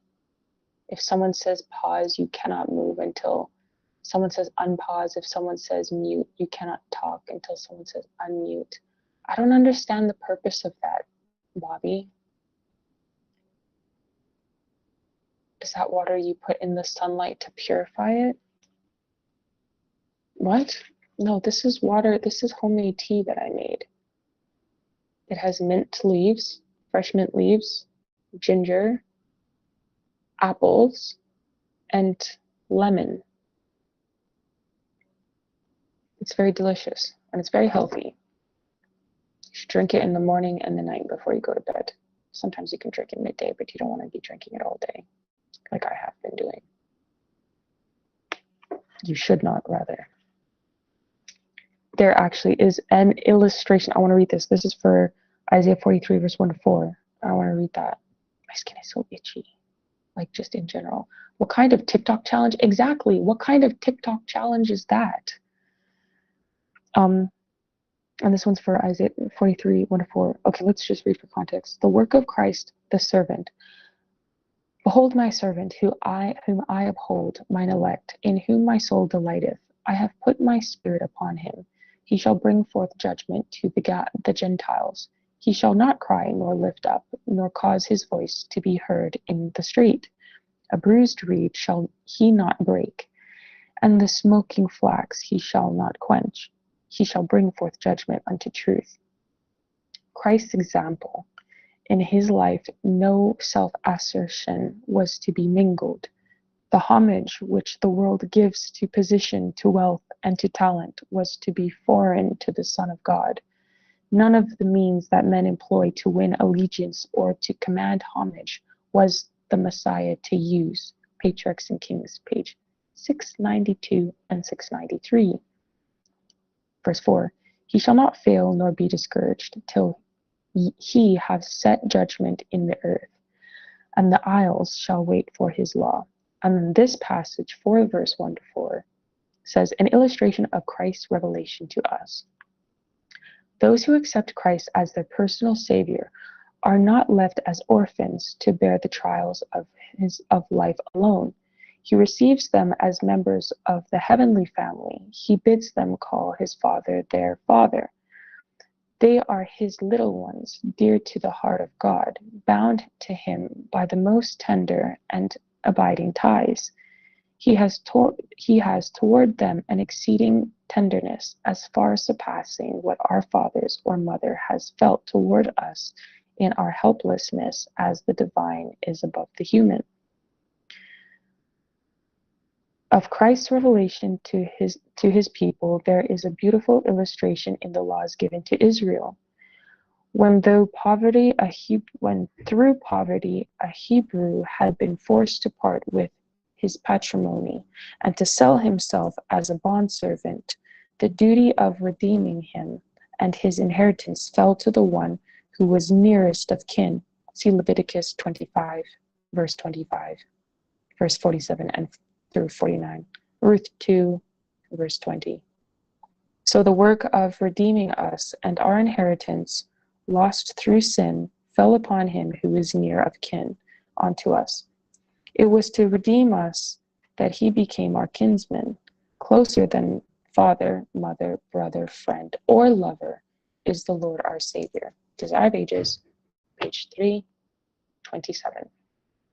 So that will be the end of our Bible reading session. And okay, it was longer than I expected to be, truly.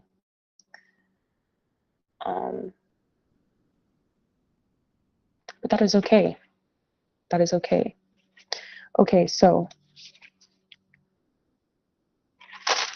let me just make sure I'm putting this in the right spot.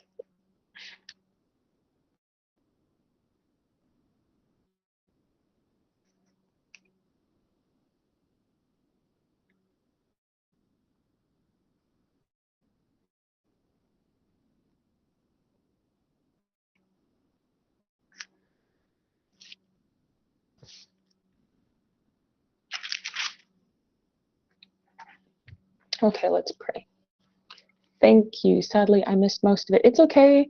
This is on live stream, so obviously you can go back and watch it. But I'm going to try and be consistent with the time. I'm thinking that 8 a.m. In the morning, Mountain Time, is a good time. We shall see if I follow through with that on the morrow. Okay, let me pray to close.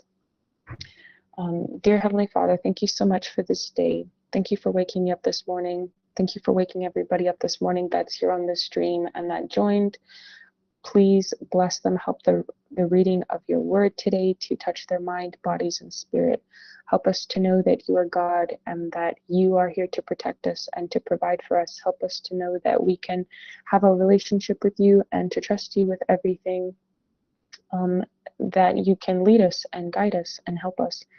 Please send your angels to protect us, and please give us a double and a triple portion even of your Holy Spirit, so that we may be able to find a closer relationship with Jesus Christ each and every day, and that we may have the wisdom, knowledge, and understanding and discernment to approach our day-to-day trials and tribulations.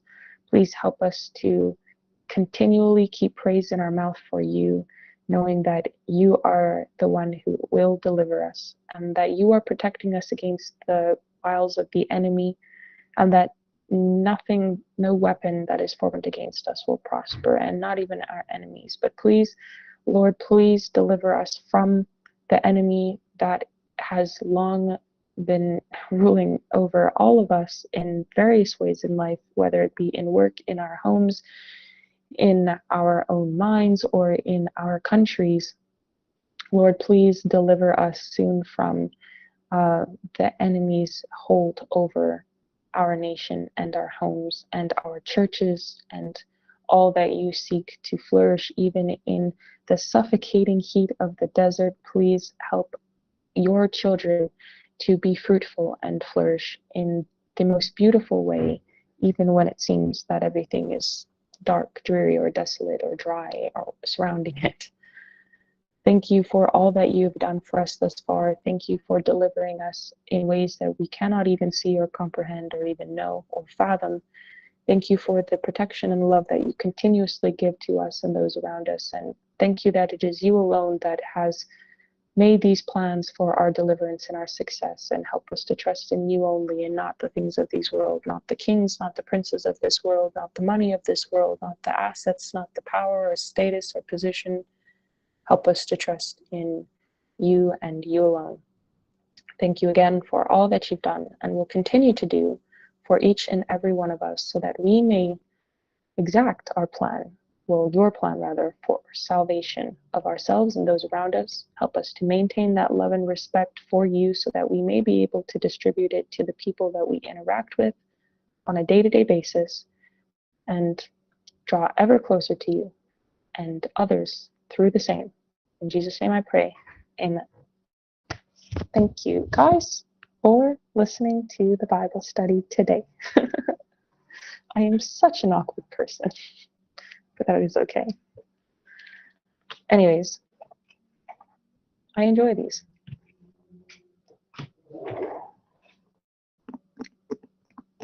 Amen, Meg. Perhaps a little whisper.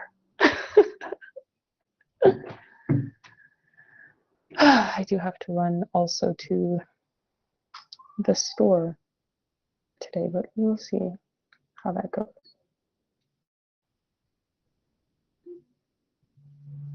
I am hungry.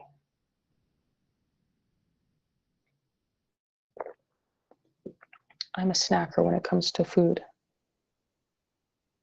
I will eat sausage and crackers and cheese and a yogurt cup or bottle or tea, and I'll eat that. But if I love somebody, I'm making you Caribbean porridge. I'm making you everything. Like, you're gonna have the best breakfast. Caribbean porridge, Caribbean, whatever. I don't like saying Caribbean, it's weird to me. Caribbean porridge with the what's it called? With what is it?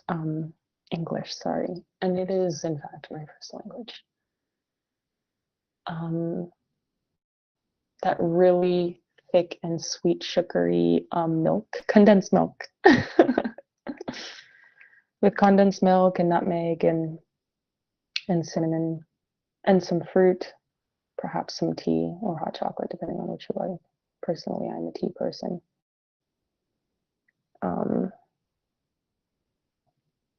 Yeah, and maybe some scones. Oof. I know Americans don't know anything about scones, but I was raised in a house with scones and tea. Okay, so let's do this.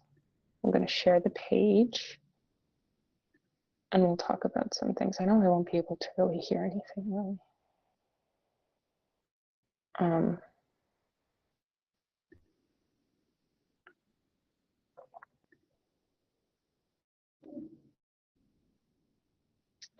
I hate this generation. Nobody think they ugly anymore. Who is this? Tweeting stuff. Oh, just a random dude. LOL. Nobody think they ugly anymore. Like, wait a second. I don't have presentation on. Oh my gosh. Sorry, guys. This is crazy because he's kind of right. Nobody thinks that they're ugly anymore, but people are feeding into that. Like, men are giving these people attention. Women are giving people attention because, like, no one. So here, let me actually like look at you and actually talk about this, because this is like a longer answer than just, you know. I'm at my end with you. Sad. Um,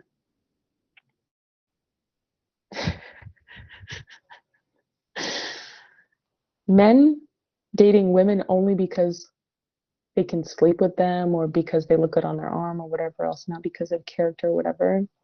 Women are like, I can get whatever I want from whoever I want if I just look like this, or if I go and get this surgery and this Botox and this blah, blah, blah, right? And then women only dating men, not because they actually like them or whatever, just because like, oh, this guy has money and I can like get what I need and blah, blah, blah. Like, it's really distorting everybody's understanding of everything, because anybody can have money. And like literally any guy can get money. There's so many ways to make money in a corrupt way.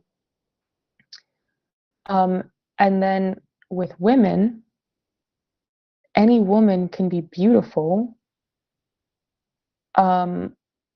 Literally, any woman can be beautiful when you have things like Botox and filler and liposuction or surgeries to get a BBL or fake breasts and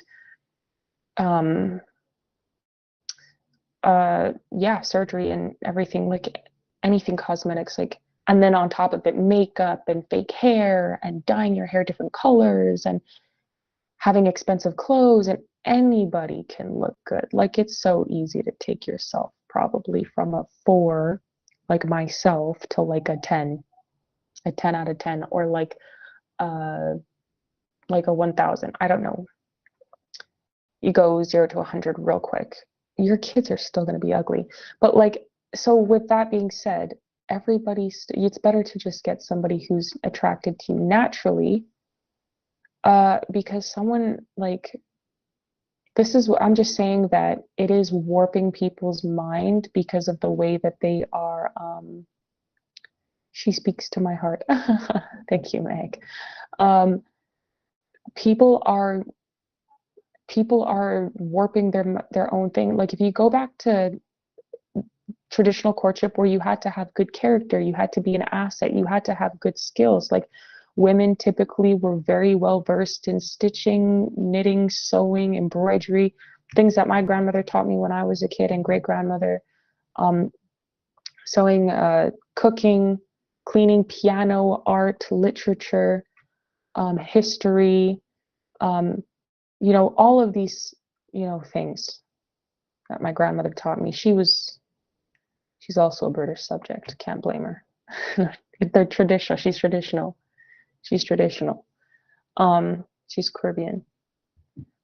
So, if we went back to those things, then women would be very different, right? And then a man could look at that woman and be like, wow, like, she actually has something that I can use. Like, she looks this way, but she also has all of this. So when you weigh the scale, could I just be with someone who's beautiful because they have surgery, Botox or filler, fake eyelashes, fake hair color, makeup, like expensive clothes, expensive shoes, surgery, BBL, whatever. She's got all the nines.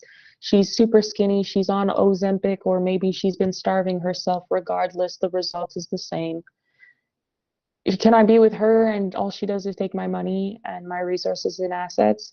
Or should I be with someone who can be a mother, who is, beautiful in her own way? Maybe she is beautiful, as well. But also beautiful internally. And she can be a good mother, and she can be a good wife to me, and she can cook, and she can nurture children and raise children, and she has qualities that can be used in the home and outside of the home, and that can be passed on to the children in a way that's meaningful to them, that will make you have good children, right? These are things that men and women have to start considering again. Like, they're doing this to themselves. They're destroying themselves. The motivation and the root of this evil, the need to prove themselves to whom? Exactly. Who are you proving yourself to? We prove ourselves to God, but we prove ourselves to God through our relationship with him, through the faith without works is dead. So we need our faith and our works together. We need to do what God calls us to do every day and die to self. And you know, that means following God's will, not ours. Who are you proving yourself to by trying to get these women or these men? It's not even making you happy. It wouldn't make me happy personally. And I want to be, I wouldn't necessarily say I want to be happy. I want to be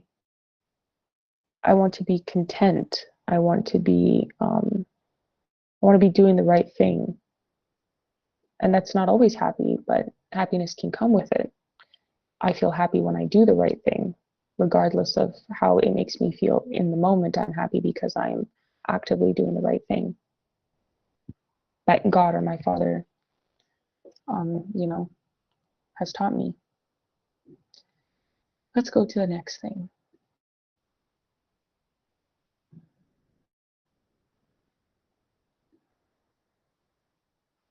This next thing here, this guy with the alcohol, man, he's made an alcohol slushy machine. This guy is insane. Everyone is obsessed with alcohol, and I don't understand it. I also have this juice. Don't blame me. I mean, don't judge me. Shout out to the listeners on the Karis Project on my dad's page and mine. Shout out to you guys. What is this? I don't understand why so many people like alcohol. Like, I'm convinced a slushy machine, though, could be. Ninja has a slushy machine. Oh, he's using the Ninja machine, slushy machine for his alcohol slushy. Oh. Yeah, I don't understand. I would definitely make normal slushies. I would make the most delicious slushies. Oh, I would make good slushies for sure in that machine. Oh wow, that is a good machine. Anyways, I feel like I'm turning into my grandmother the older I get. Like when I see like kitchen appliances, I'm just like, wow, that looks so nice. No, but this guy, like, I'm convinced that people lie about wanting, about not wanting, about liking um alcohol because there's no benefit for it. You can make milkshakes in there. You can make milkshakes in there. What else? You can also make, it says, oh, it's too fast. Come on. Oh no, come on. Milkshake, frozen juice, a frappe, slush. Slushy. Tipsy bartender is impressed. So Everybody's talking about the Ninja Slushy. Really slushy. And I just don't believe that people enjoy being hungover all the time because it doesn't feel good. Gin. Tequila. When people drink alcohol and they're like, oh, I love this, I'm like, are you sick? Surely you're sick, because why do you enjoy something that diminishes your capacity? You don't have full control of yourself. Here we go. Frozen juice, okay, slush, spiked slush, frappe, milkshake, frozen juice. Yeah, I was right. I just had to confirm. Okay, and then okay, so this is specifically, oh no, it's not specifically, it just has the option, whatever. So yeah, why do you like something that takes your capacity away from you? The sound is on? Okay, thanks. Oh, sorry. Is it on? Oh, sorry. I'm so sorry. Thank you for telling me that. Oh my goodness, I'm so sorry. It seems as if I am the one with now it seems like I'm the one who's drinking. No, I have my mic in, so I now cannot hear through my phone when that is on. And I didn't have my computer on. I don't have the sound coming through on the other. Sorry. Anyways, I'll figure it out. One of these days I'll figure it out. Sorry, guys. Anyways, I don't understand alcohol because you don't feel good. It has no benefit to your body. You lose brain cells literally. You don't have full control of yourself and someone can take advantage of you.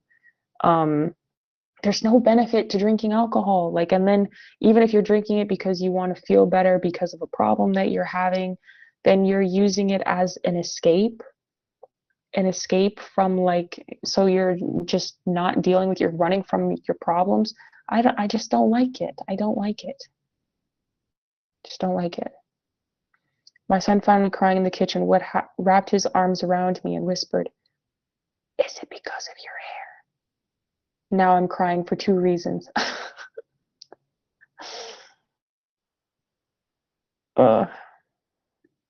Real.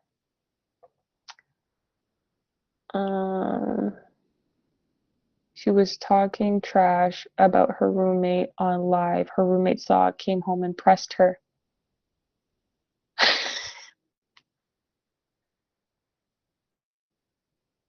Should I even bother? Okay.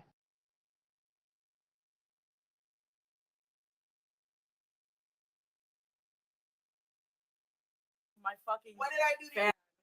What did I do to you for you to go online talking shit about me? And now I can tell I'm getting backlash for it, bro. How are you getting backlash for that? What the fuck do you mean? They're hitting my fucking phone talking about my business and shit, about the fucking room and shit that I didn't get accepted to. Why? Why are you online telling my business, bro? Because this is part of my business. I walked in with the door fucking broken, bitch. What the fuck do you mean? This is part of your business, bro? Bashing me is part of your business? I'm not bashing you first. What the fuck did I do to you? Huh? I hope you guys are recording this because she did I just do to fucking you? kicked my fucking What did I do to fan. you? And What did I do to you for you to go online talking shit about me? And now I can tell why the manager thinks you broke the door. Okay, why the fuck are you on your live talking shit about me? Because this is part of my life, by the way. I live here. So you if get you get that, your right? ass beat, so if you get You your think you're ass gonna beat, beat my ass? so if you get your You ass think I beat, give a fuck that you think you're gonna beat my ass? so if you get your ass beat, then what? Try to hit me. This is why I'm on live. They'll record it. So you're on live so that you can basically start shit. You're literally going crazy for no reason. So you're on you only get on live so you can start shit.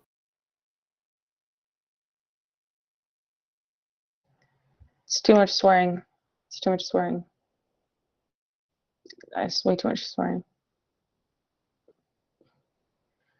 First of all, let me address this first. I don't know what the issue of them was, but all I have to say is I am not a violent person in the slightest.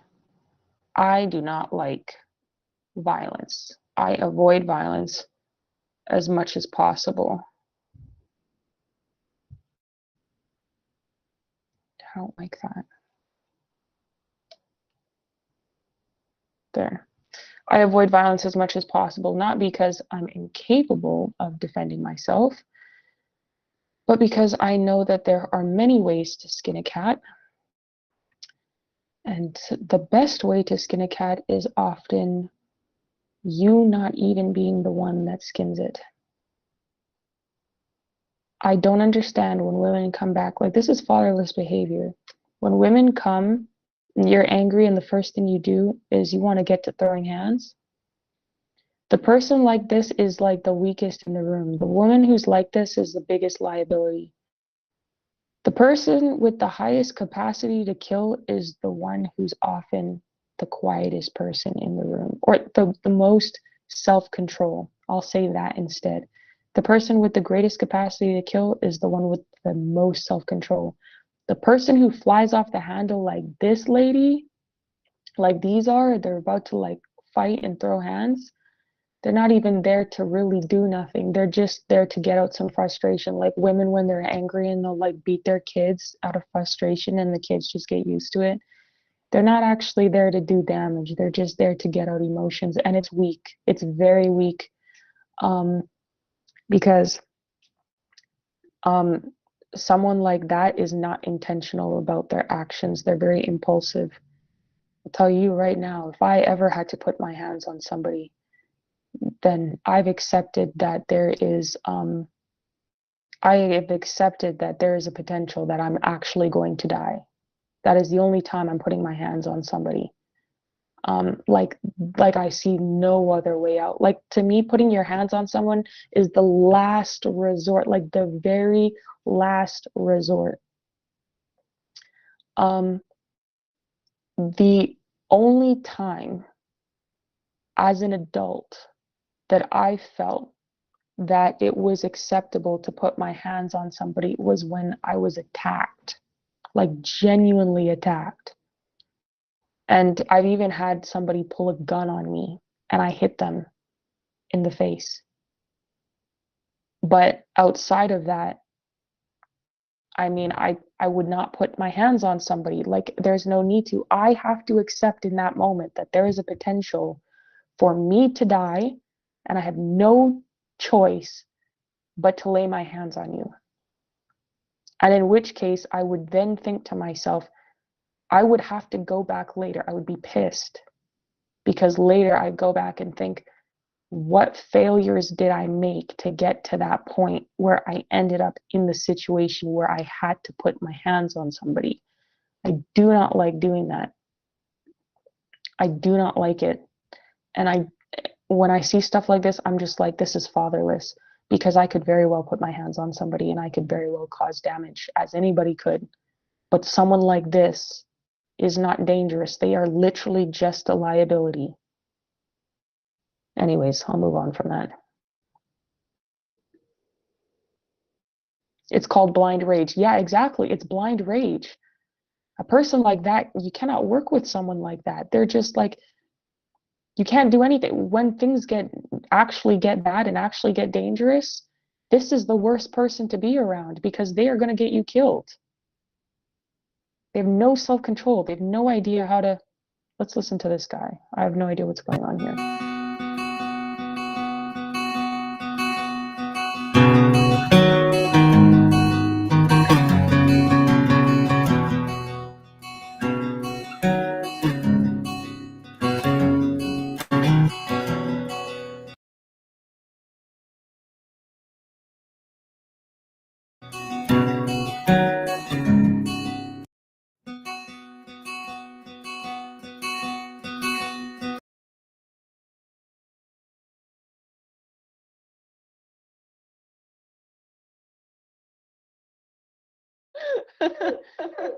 Sorry.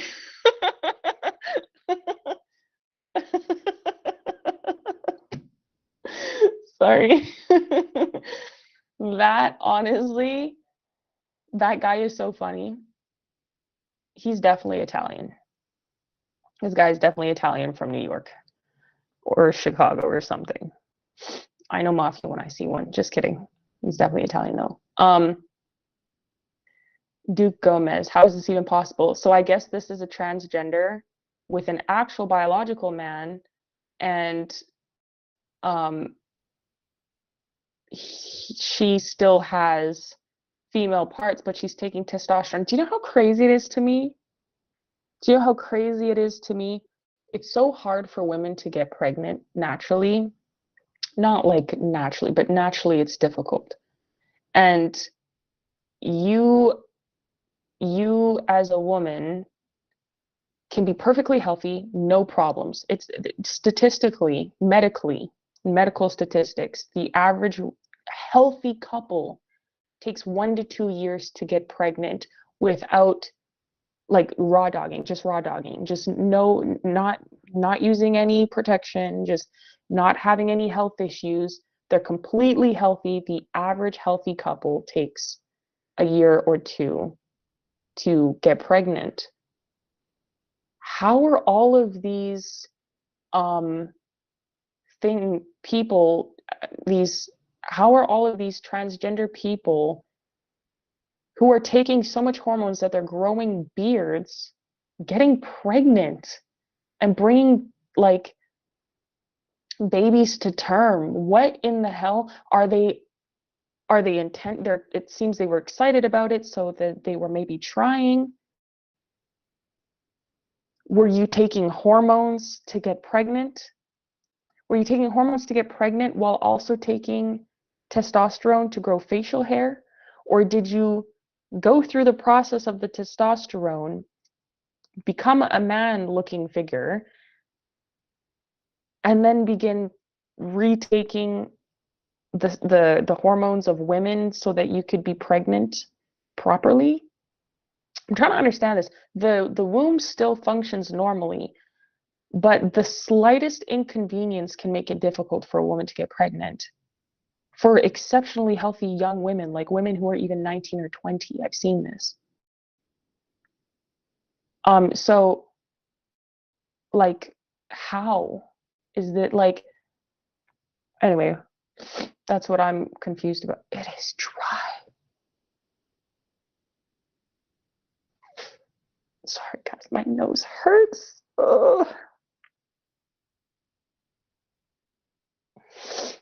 Ugh. It burns. My nose is actually burning. It feels like it's gonna like rip open and bleed. That's how dry it is here. I cannot handle it. It sounds crazy because I was born in Canada, but the dryness in Arizona does not make sense. I'm telling you, it does not make sense. If Santa ain't coming to town like this, he can stay in the North Pole. What? I want a 12 big taser, never really blunt. Big can't go. I say the face, go to 7, 12, these are 6, fight the 5, press go change. Yeah, none of that, actually. So here's the thing. I like Christmas because I have time for family and I can be spending time. Bowl of water in the room for you now, on, young lady. Bowl of water in the room for you now, on. Does a bowl of water actually help that? Or should I just start putting baseline in my nose? I had friends from the UK when I was in school. The men, when I was in school from the UK, would call this baseline. And I have no idea why. And they would argue with me. And I would say, this is Vaseline. And they were like, no, it's baseline. I'm like, get your British nonsense out of here. And yeah, again, I look like I'm wearing chicken grease. I'll put it on the outside of my nose.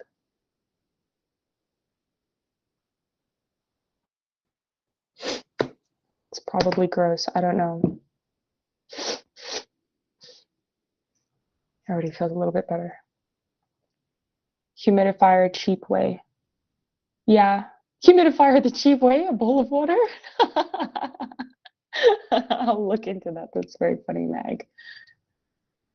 No hate to you, Meg, but as I know, you're British. But I'm also a British subject by blood. And Brits, the ones that I went to school with at least, anyways, were calling this baseline. I don't think all Brits do that, but it was funny. Maybe they were just joking. I don't know. They were men anyways. When the total is already 182.85 and they ain't even scanned the meat yet. Rough. But, you know, the economy has been garbage, but surely now that Trump is back in office, things will go back to some semblance of normalcy. So yeah, I just it's so funny. Yeah, I like Christmas just because of family, by the way, like, because I've seen this. And I have not seen my family. Are you interested in this is about the entire of viewers?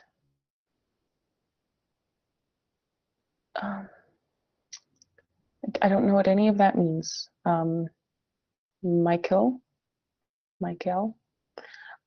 Yeah, I think that Christmas is good for family. I haven't really celebrated actual Christmas the Christmas way since I was a child, because one year my grandmother was like, this is demonic, we're not doing it anymore. And she's right, to be fair. Christmas is a pagan holiday. And actually, I believe it was Queen Charlotte of Strelitz, Mecklenburg, Germany, who married King George III of Great Britain and Ireland at the time, who brought Christmas trees into the nation, made it a very popular thing. I'm pretty sure it was her. I'm pretty sure. But yeah, it is it is a very pagan practice.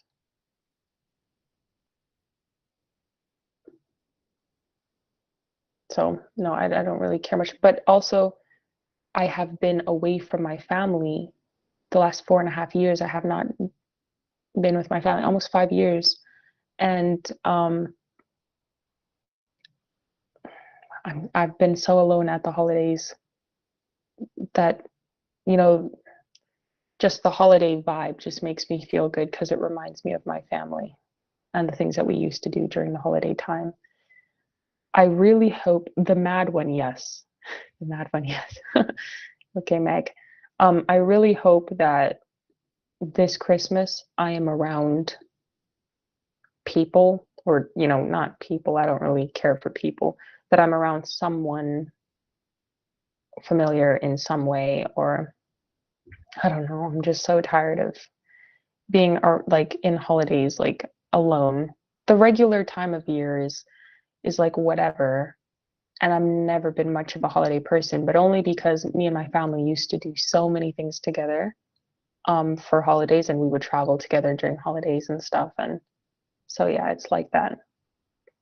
What breed of dog is this? I don't know, but it looks crazy. Why?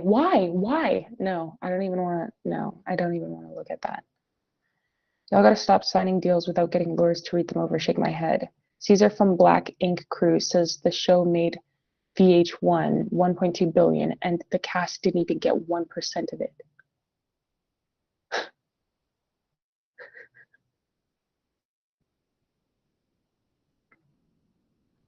That's crazy. That's crazy. That's actually crazy. But she's right, you guys. People need to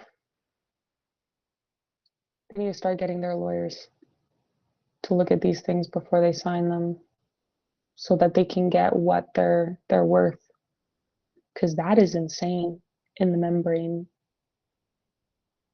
This is why everything I do, like, I put it through my dad and ask him, like, hey, what do you think? Because I'm like, you have more life experience than me. This is like also men's stuff. So just like, please tell me. I will trust that headache to you. By the way, Nigerian, American, Canadian, and British, has that the places you've lived, or is that your ethnic mix? You look like you could actually ethnically be mixed with that. But Amber Lockhart, yeah, well, cool. Is it rude to text when someone is in the middle of their text response back to you? Is it rude? And just continue to share your thoughts? Just curious. What? This is not an in-person conversation.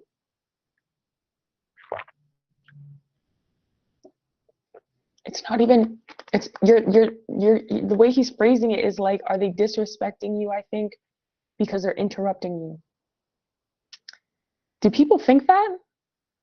Like, I don't know. I never thought of that. Personally, I don't want to text. I don't like texting people. I'm so bad at responding, y'all. I'm so bad at responding to text messages and phone calls. I can't stand it. A video call I like to do, though. I like a video call. Video calls are nice. But I'll be on the phone with my family, man, and I won't even say anything. I'll be on the phone with them for like hours and I won't say I will say like not very much at all. Because I'm like, well, I'm here. I'm just here. I'm here. Here is enough. Being here is enough. Like when I'm in a room with someone, I can enjoy being in the room with them, just like my leg on their leg. Obviously, like if it's someone I care about, like, you know, a spouse or something. My leg's on your leg. We're chilling. I'm at peace. I don't even need to be saying anything. I just enjoy being there with you, spending the time or passing the time by. Nobody would ever see me again if I had this. Her bed looks like a dog bed.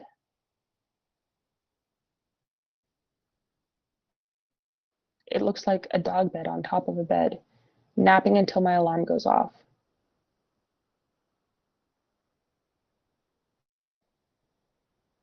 I don't know why the older I get, the more I feel like napping. I don't know why. I can't help it. Like my body feels so weak a lot of times, like so genuinely physically weak, it will force a shutdown. And I will literally, wait, is she sleeping in a giant dog bed? That's what I just said, Meg. Yeah, that's exactly what I just thought. But my body will be so physically weak from like the stuff that I'm doing or the things that I'm experiencing, whatever, that it will force reset. Like, you know how your computer forces reset? It will force reset and force shutdown. And I can't, like, I don't know how my dad keeps going. Like, I don't know how he's always on go, regardless of how much sleep he got the night before or whatever else. He's always going. And I'm just like, I would have died. I would have died because I literally will like stand up and almost pass out because of the exhaustion from my body. And then I'll just lay down and like try to do some stuff. And next thing you know, I'm just like, because I can't handle it. I can't handle it apparently. And it's crazy because I said it as you were typing it, great minds think alike. And it's crazy because like I feel so much betrayal when my body does that, because I'm like, I didn't command you to sleep. But it's just like, and I'm just like, okay. And then I wake up and I'm like, oh, should I be alarmed that the goddess of spring is here? I'm not gonna lie, slightly worried about that. Ollie is funny. What are these men training for?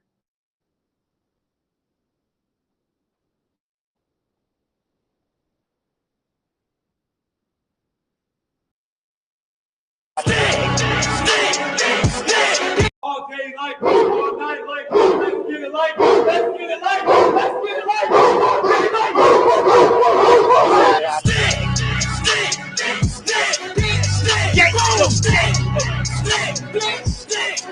All day like, all night like, let's get it like, let's get it like, let's get it like, all day like.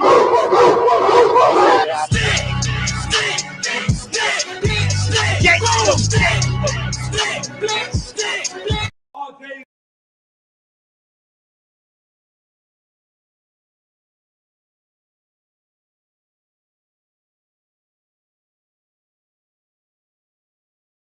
Like, all night like, let's get it like, let's get it like, let's get it like, all day like.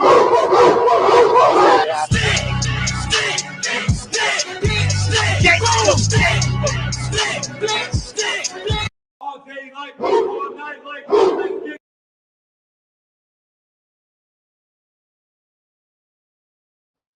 Interesting. Name something harder than this. I don't know. But what this guy's doing right here, like that guy right there in the middle who's doing that pull-up thingy, I kind of want to try. It looks fun. Like and the one guy that did the backflip, that was cool. I don't know what they're training for. This looks difficult. It's obviously very difficult. I don't want to do it. But I do want to try like the handstand thingy on the bar thingy because that looks fun. Yeah, that's about it.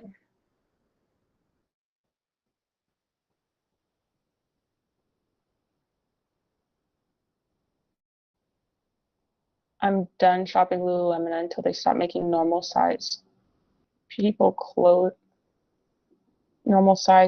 subsidize clothes for fats.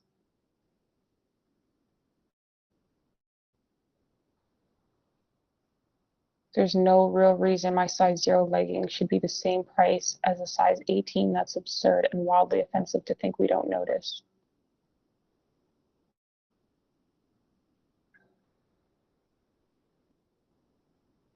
Women have to deal with pregnancy, periods, and menopause. What do men have to deal with? We already talked about this. Y'all are not tired of stealing tweets? I mean, and Sue's asking a question again, like women. But these guys are not. Oh, wait. Am I still on page? Okay. I thought that I moved it or whatever.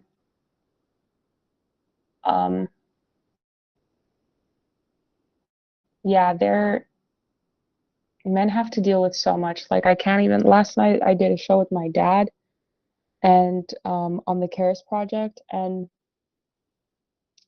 the things that men have to think of and deal with like on a day-to-day basis. It's just like broken hair. It's just like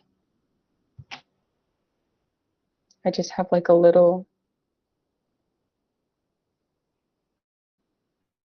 like just okay. All right. That's okay. So yeah, like the things that men have to deal with on a day-to-day basis is insane. For example, I was trafficked in the foster care system as a kid. They took me from my dad when I was on his birthday. My mom changed my name on the birth certificate. So my dad wasn't on it. And she changed all the information. And then I was taken or whatever else. And he had to fight for 3.5 years to get me back from permanent ward of the Crown. And it took longer for them to resolve a lot of things that they did. But the things that my dad had to do to like fix and correct a lot of the behaviors I had due to the like abuse that I experienced. Like my dad made sure that I was super disciplined. Like I had to do so many things by myself. He never let me do anything based on feelings and feelings alone. And he wouldn't give me an inch on anything. My dad wasn't even really a Christian much when I was growing up either. Like he was raised a Christian, but he didn't really care much about it while I was growing up. Like my grandmother was more so. Like he raised me on the principles because he found them to be useful, but like he didn't come to church with me very much. He was always away working, or when he would come back and blah blah blah, right? He was a heavy duty mechanic, so he went where the money was, or the oil and stuff like that, oil rigs. But I had to do a lot of things based on what was best and not based on what I wanted or felt like. And I wasn't even allowed to pierce my ears or get tattoos, or I wasn't allowed to go out and do absurd things or whatever. He'd let me go to the mall with my friends and stuff like that. He wanted me to dress very modestly. And after everything I'd been through, I thought to myself, oh, well, growing up as a kid, I was like, why do you not want me to have fun with my friends and blah, blah, blah. And in our stream last night, I just really realized, I'm like, a father takes steps to calculate your success every day and every life throughout your life. And every step that he was taking since the time I was a child, and especially knowing what I had gone through and his experience in life, he used that understanding to teach me and put me in a position where I would grow a certain mind and character so that regardless of what I go through as a result of what I experience, I will not fall prey to ultimately what the end result would be, which is ultimately prostitution. Because if you go through what I've been through in life, a lot of people, a lot of women especially, end up in prostitution. But it's because also parents don't have boundaries and they don't raise them well. And I can't even explain it the way my dad explained it last night. That made me understand on a deeper level, you know, the things. And then it made me realize that, okay, I always knew that men and women were important. I always knew you needed a good father because I was raised with one. But this brought it on another level. Happy Sunday, AJ. Thanks for joining. This brought it on another level because it made me realize that women cannot do this. Women cannot do this. By the time I would have realized was too late. And I realized this in a fuller capacity at 27 years of age. And only because of all the steps that he put me through to get there throughout the entirety of my life. A woman without a father could never understand this. A woman without a father could never put it into practice and could never protect herself against the guiles of it. So yes, women deal with pregnancy, periods, and menopause. I would take that any day. In fact, I am longing for the day that that is all we have to worry about, on top of working for, you know, our family, working with our family in whatever way that is. You know, traditionally speaking, husbands and wives used to have businesses together. They would work together. Women always worked. Maybe she would have her own sewing business or bakery or whatever. Men and women always worked in their family. Maybe they were both farmers. They had their own farm to tend to, but they had something for themselves. I long for the day where we can get away from corporate America as women. If you want to go do that, if you want to suffer, go ahead and suffer. Don't force me to think that that is the ideal for me. I cannot stand it. I cannot stand it. I hate with a burning passion. I don't hate many things, but with a burning passion, I hate corporate America. And I would sooner deal with I would rather be pregnant every single year until I cannot be pregnant anymore. God forgive me for even saying that. Because I know that's hell probably for women, you know, obviously on their bodies and whatever else, but the blessing nonetheless, no doubt. But I would rather be pregnant consistently and have as many children as God will bless me with, and deal with periods and all of the same, but I guess you won't be dealing with periods if you're consistently pregnant. There's the benefit.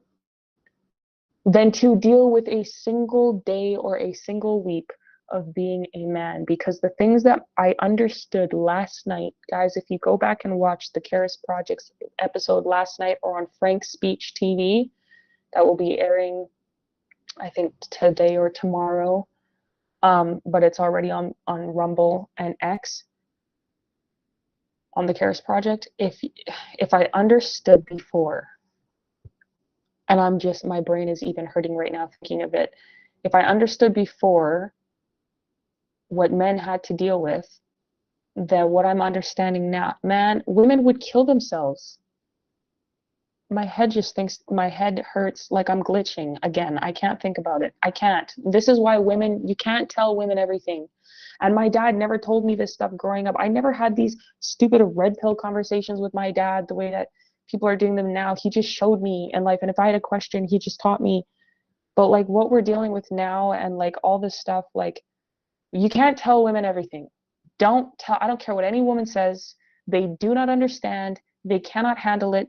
If women understood what men understand, they would kill themselves or they would die from the overwhelm and the stress.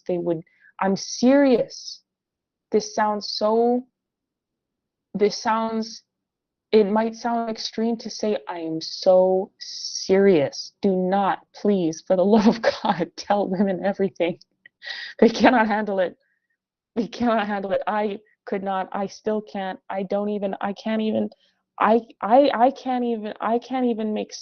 process what I understood from what I understood, if that even makes sense, because what I understood tells me that the world is more evil than even I understand, in ways that I can't even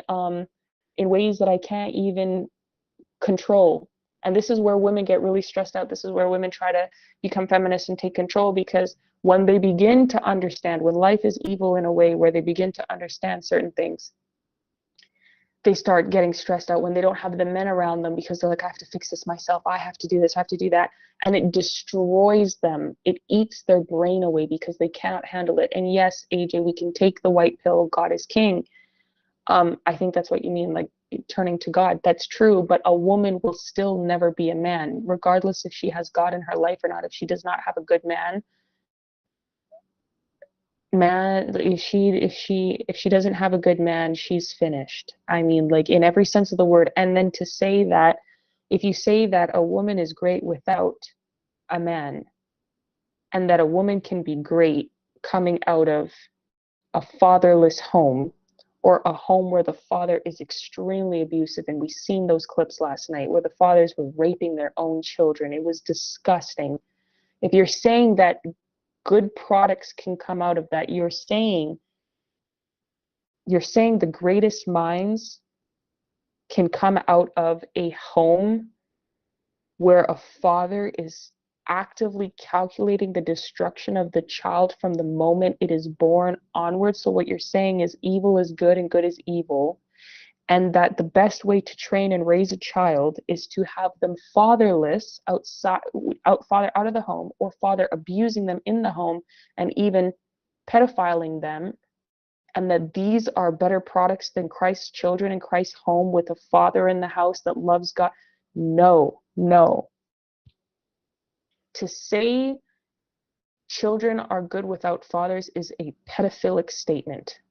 To say that women and children can succeed at the highest levels and the most efficient levels, and to be as great as they possibly can be without God and a father, is predatory. It is pedophilic. I don't care. I've seen the consequences. I can't even process how someone can think that we don't need men. We need men. We need men. I cannot survive without a man. A man can survive without a woman, but he needs a woman to have a family and a home, and he needs that support and that love. He can still protect himself. Women cannot. Children cannot. Having money does not protect ourselves. Having money is not a security. It doesn't tell us every danger that's around us. And the most terrifying part is, by the time a man is in your face, it is too late. It is too late, which is why I never put my hands on people, because somebody has calculated they created the circumstances and calculated the potential of me putting my hands on them, and they're anticipating it. And I never want to give someone what they're anticipating. I want to do what I want to do, and I want to do what God has want for me to do, and my Father want for me to do. I'm not going to let anybody turn me like a corn in the pot. I'm going to try not to. I'm a woman, and I sometimes can get confused. But the point is, women having money doesn't play chess. When the money doesn't make you a proper chess player. It doesn't tell you how many pieces are on the board. It doesn't tell you how many have been taken or how many are about to be taken. It doesn't tell you which ones you can take. It doesn't tell you what your position is. It doesn't tell you how long you have to play the game. It doesn't even tell you if the match has even started. It doesn't even tell you if you're seated neatly at the table or not. I might seem like I'm stressing over something so small. It's not. I promise you this is not. And as somebody who's a survivor of human trafficking, what I understood last night put so many things into play for me in my mind. It made so many things make so much sense. And knowing that my dad has understood this all these years, and this is why he's taken deliberate steps to make me a disciplined and respectful person, despite the mistakes I've made. He's still done things particular with me a certain way so that I could come out to where I am now. A woman cannot do that for a child. Never, ever, ever, not without a father in the home, not without a godly father in the home. The worst of the worst in our society comes out of homes where fathers are destroying them. And in my mind, I can't even begin to understand or even fathom or even imagine what a father would do to a child to make the evil people I've come across the last couple of years that evil. I can't even begin to fathom the filth and disgusting. The one guy we saw, he said that his mother was raping him. Oh my gosh. His own mother, and she got pregnant, and he had to have a daughter from that. And the father blamed him for it. As a little boy,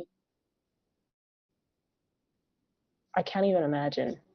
This world is so sick and so evil. And then people will try to use God and the church, the corruption of the church, and then, like, that's Nala. Her father was a pastor, but he wanted her to continue the OnlyFans. Yeah, it's heart-wrenching, AJ. And then her father wanted her to continue the OnlyFans.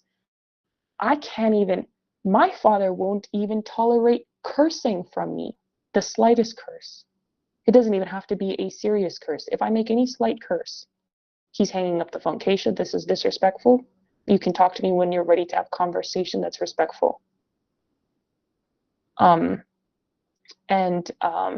I was like, oh my gosh, this guy is so overwhelming. I can't even say whatever I want in conversation. But no, it's about discipline, it's about respect, it's about boundaries. Him teaching me boundaries, and I would get so angry. But now I'm so grateful. I'm grateful that I'm angry with my dad because he teaches me discipline and respect and love, as opposed to being angry for whatever the filth these kids' parents were doing to them, because I don't even want to think about it. The point is, you said that's more common than comfortable. Husbands, sons, that's so nasty. Yeah, boundaries are awesome. Exactly. It's nasty. And I can't imagine a world growing up. I'm so glad I was raised by my father, man. Every day of my life, it becomes more clear to me how exceptional of a father I had. And I know my dad is brilliant, but it blows my mind every time I discover a new piece of information of what he's capable of doing that I did not know. And which is also why women need to be so particular with who they marry and who they choose to engage with, and why it's so dangerous when they just are sleeping around with people and dating anybody.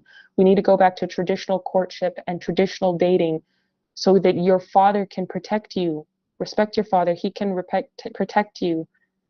And if you have a good father, God willing, oh Lord, for the people who have no good father, I don't even know the solution. If you have a good man in your church, if you have a good man friend that you can trust, I don't know. I don't know. I really don't know how you would do it. I can't even begin to fathom, because if there's a woman I know, and she got married, and she thinks that she outwitted the man, and that's why she got married to him and she found a good man, because she outsmarted him in being a man. And this is the biggest mistake a woman can make, and that is feminist. You think yourself to be of higher intellect than him, and it doesn't matter if you even have a higher IQ than a man. He can still outwit you. He is a man. You cannot win at being a man, regardless of how smart you are or how high your IQ is. You will never beat a man of being a man. It has nothing to do with intelligence. It has everything to do with mode of operation, standard operating procedure for a man and for a woman.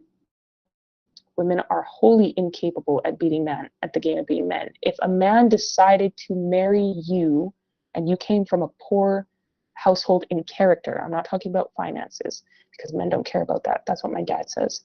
If a man marries you and you came from a bad home, it's not because you outwitted him. It's because he decided to be a good person. He chose to be respectful and honorable. You did not outwit him, because he still read your actions. In fact, he probably knows that you were trying to deceive him, which is worse, might I add. I never think myself to be capable of deceiving men. So I am just, because my dad didn't raise me to, so I'm just straightforward and direct. A lot of people are actually very shocked at how direct I am with people. But yeah, women cannot do. And then the long-term progression of the calculation of what they can do, and then, you know, understanding how men and women operate from their actions. Women don't do that the way men do. And then watching the response, and then handing the tools that they need as they're growing to get further in their success in where they need to go, despite their failures, and still treating them with that same love and compassion. It's, women don't do that because we're very emotional, and as soon as you piss us off, a lot of the times they do fly off the handle. Is why my father raised me to do things based off of duty and not how I feel, because you give the person the best opportunity for success that way, and you also show them a lot more love, because you don't give them what you think they deserve based on your feelings. You give them what they deserve based on what God calls you to, which is love, respect, kindness, compassion, empathy, you know, solutions. You give them help. Women don't do that. I am a woman, and I'm very capable, and I'm very intelligent, and I'm not saying that just to say that. I am, but I could never do that. And I am so grateful that I cannot. It would kill me to try to do that. And it does kill women. It is killing women. Feminism is so evil. To the core, it is predatory, it is evil. I will look over a few more posts, and then I will be on my way, because I have to eat something, and then I have to manage to get to the store and back before my show with my dad later. He needs a calm. He needs to calm all that shouting at my sister. I know that much. You know what's funny about this?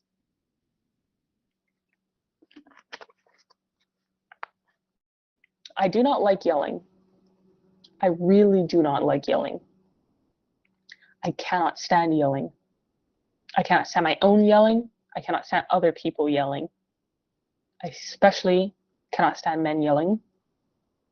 I don't know, it feels like, and it's nothing about not wanting them to enjoy themselves.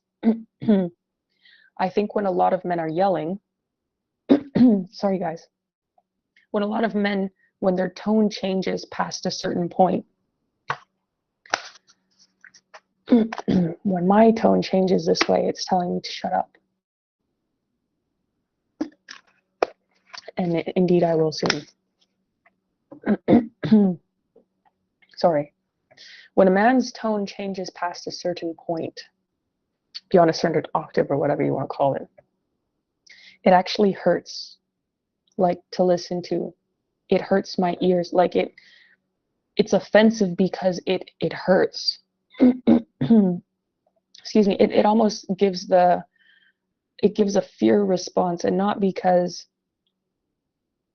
I almost wonder sometimes, this is my own theory, I think sometimes that women don't like yelling or screaming because when you're raising children, it is in our natural biology to understand if a child is screaming or if they're yelling or crying, being really loud, then there's danger, there's something wrong. You're anxious, you're like, okay, I have to fix it.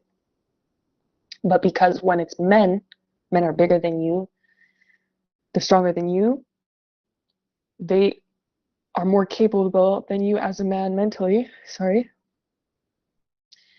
And we understand, like, sometimes you cannot fix.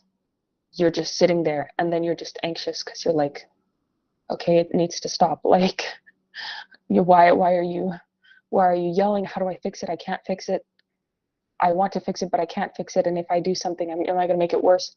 With children, the children are subservient to you, and your nurture and your kindness and your love for the children is going to be soothing and calming to them. I don't have any children, but, you know, I've seen this. And, you know, I'm still a woman. I can't handle the crying of children. I can, but not, you understand what I'm saying. When it comes to a man is not subservient to you. If you try to hold the man and be like, shh, it's okay, shh, don't cry, shh, no, it's okay, he's gonna be like, what the frick? He's gonna like, what is wrong with you? You might yell more, you know? But what's funny about this, so women have to learn how to operate in that way when it comes to men, because they're subservient to them and they still have to find a way to get what they need while still serving the man. So my great grandmother taught me growing up, she said, Kaysha, a good woman can make a lion man tame. So this is very funny to me because this reminds me of that. Because he is screaming and then she's sitting there obviously like okay, what are you gonna do? Get on with it, you know? But she's not biting back. You know, she's kind of just sitting there. And my dad was very calm growing up. My dad like rarely yells. And he was raised with like 5 women because his father died when he was young. He's still assertive. He is still quite assertive, but he doesn't need to yell to get what he wants. If he's yelling, something is wrong. I'm like, what's going on? What happened? Like he takes it serious, right? He doesn't yell for no reason. But I still understood growing up, okay, if you want to get what you need from a man, even if it's not saying that you can change the man because you cannot change men, but men seem to operate on a level of respect as a code. And I've seen a statistic where men said that they would rather have like 90 something percent of men, must have been in the late 80 something percent or early 90 something percent of men that said they would rather go the rest of their life without love than respect. They would have respect for the rest of their life and no love than love for the rest of their life and no respect. Makes me wonder about the other small percentage of men that said they choose love. Pretty much men operate on this like respect way where if men are being if men are being disrespectful to you, am I going to start having technical difficulties? If men are being disrespectful to you and you are respectful to them, even if they don't deserve it, and I've seen this in moments where men were literally trying to do harm to me, come on, there's no way. It's plugged. Then they literally, like, they change their tune. I don't know what it is. Okay, I guess this is just gone now. Why is it doing that? There's no way.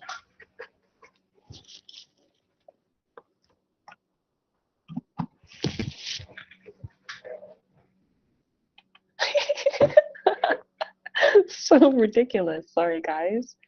Okay, and obviously it doesn't work all the time. Men going their own way. The MGTOW community. What does that mean? Men going their own way? Who started this MGTOW?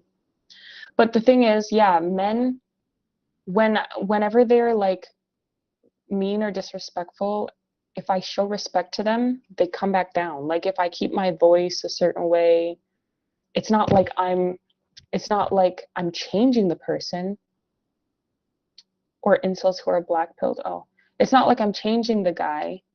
I'm keeping myself, very work call, okay, grizzled, older, divorced men. Okay, AJ. If I keep my voice a certain way and at a certain tone and I still try to be kind and respectful to them, I'm just showing them, okay, well, I'm going to maintain myself in this conversation. I'm going to try to be respectful. I'm going to try to be loving and kind. And that calms people. It doesn't matter if it's a man or a woman, it usually calms people, because then a person can't sit there and be yelling at themselves the whole time. It takes 2. And so, yes, I believe, and that will even promote boundaries with someone, because you're telling that person, I'm not going to engage with you like this. I'm going to engage with you this way because this is how I want to engage with you. This is what's conducive. This is what's healthy. And they cannot sit there and yell for 20 minutes by themselves at you. If they're doing that, there's something very, very wrong. A rational person, when you do that, is going to a rational person who does that is a rational person is not going to do that. I mean, they're going to talk with you and they're going to come down and be like, oh, I'm yelling. I'm the only one yelling. Why am I yelling? And, you know, they'll come down. I believe I have seen and experienced a good woman can make a lion man tame. Not because she is there to fix him or inspire him, but her love and respect affirms that and the boundaries of the same. And she promotes a positive relationship with the person and helps encourage and support positivity within the relationship. And that softens people, even the most wild. What? Ending another year with no children? Why are you shooting bullets? Oh, by the way, actually, I'm gonna leave on this note. I'm gonna leave on this note because I'm cheesed. What is that girl? She's, here she is, in this. Please leave by 9. Literally. My loyalty runs deep. My self-respect runs deeper. Duty to defend.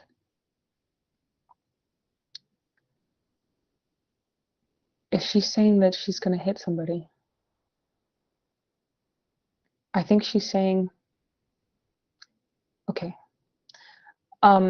Marissa's really based. Go follow her and check out her stuff. In this, I'm gonna click on her page. She does. Okay. Ignore that. There was something that she. Wait, I could have gone to my own page. I think I reposted it. No. Okay, let me go to my own page.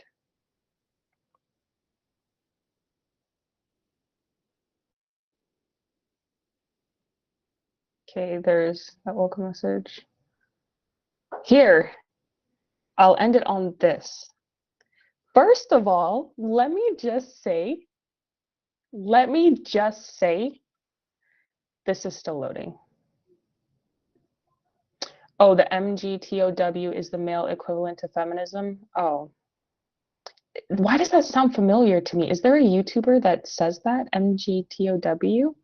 Is there a specific YouTuber that uses that word? Why does it sound familiar?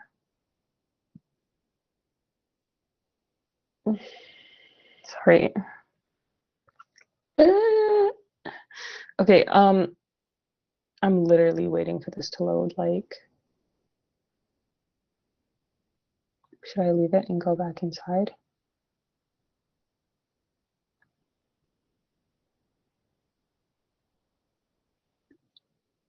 Oh my gosh. Okay, so this is that stupid show.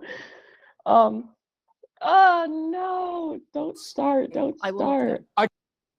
I just want to point out, lots of them, they say MGTOW. Yeah, I've heard people say that. Weird. I just want to say, I've been posting this clip and everyone ignored it, but now because in this faux yo, whatever that means, post this, now everyone's like, oh, bro, I will stand with you between the heavens and the earth. I will tell you where you are. Change lives. Shut up. Anyways, we're gonna listen to this. I'm gonna end on this because this is very funny, and I'm very funny.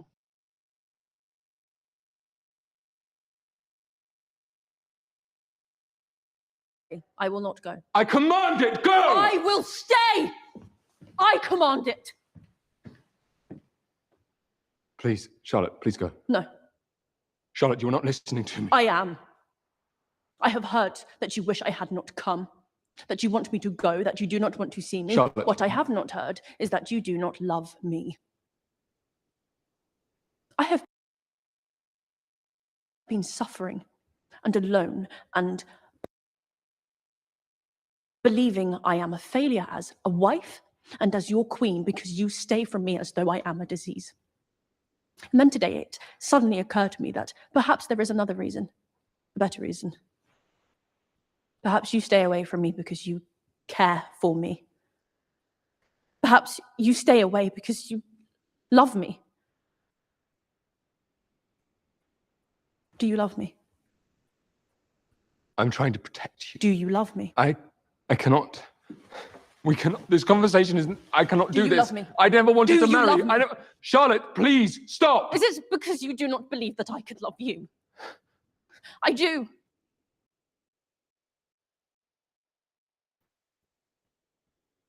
I love you, George. I love you so much that I will do as you wish. If you do not love me, all you have to say is that you do not love me, and I will go. I will go back to Buckingham House, and we can live our separate lives, and I will have this baby alone, and I will make do and fill my days and survive all on my own. I will do that. But first, you have to say that you do not love me.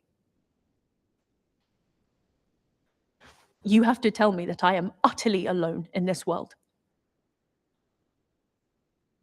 I am a madman. I am a danger. In my mind, there are different worlds creeping in. The heavens and the earth collide. I do not know where I am. Do you love me? You do not wish a life with me for yourself. No one wishes that. George! I will stand with you between the heavens and the earth. I will tell you where you are. Do you love me? I love you! From the moment I saw you trying to go over the wall, I have loved you desperately. I cannot breathe when you are not near. I love you, Charlotte. My heart calls your name.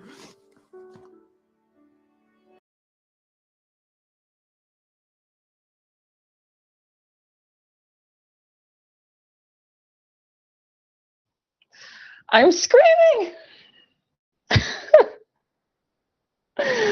Oh my gosh. Oh my gosh. I am screaming. Charlotte really said, perhaps you stay away from me because you care for me. Perhaps you stay away because you love me. Do you stay away because you think I cannot love you? And then screaming, do you love me? No, she's so real for that. Yes, my Britishness is about to be offended. Why are you offended? Yes, single mothers were so common back then. This is from the mind of someone who has entanglements. Oh Lord. But I say this because I'm going to show you a few. I'm going to show you a few that I posted a hot minute ago, and I posted that same clip. That same clip.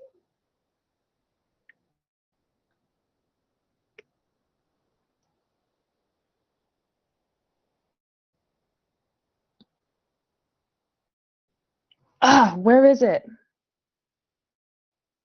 Dun, dun, dun, dun, dun, dun. Dun, dun, dun, dun. This is so funny.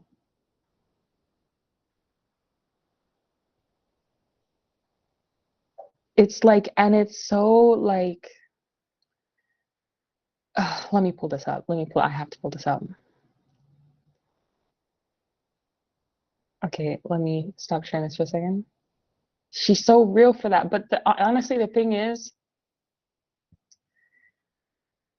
that's what women take it. Like, are you staying away from me because you think I'm a disease? Do you hate me? Like, do you ignore me because you hate me? Or are you ignoring me because you think that I couldn't possibly love you? Which one is it? Like, do you love me or do you hate me? Like, what is it? Like,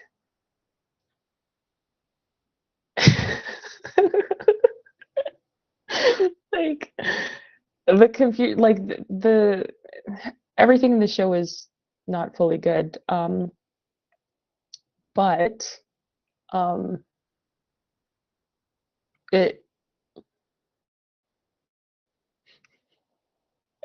is not fully good, but there are some good points to it. Perhaps you stay away from me because you care for me. Perhaps you stay away because you love me. I will stand with you between the heavens and the earth. Do you love me? She is so real for that, Charlotte. Okay, let me pull up these last two things.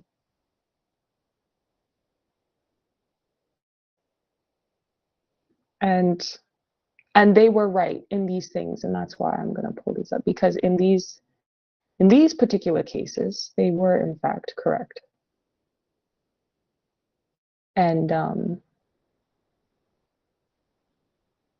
who doesn't love a good farmer in it? So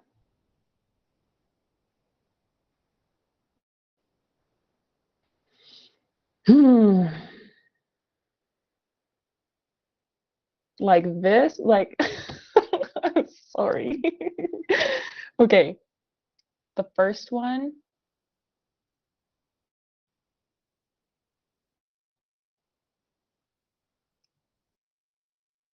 Not need to do anything. I decide. I have decided. I not need to do anything. I decide. I have decided. I am your king.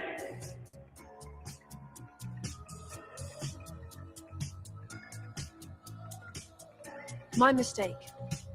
I thought you were just George.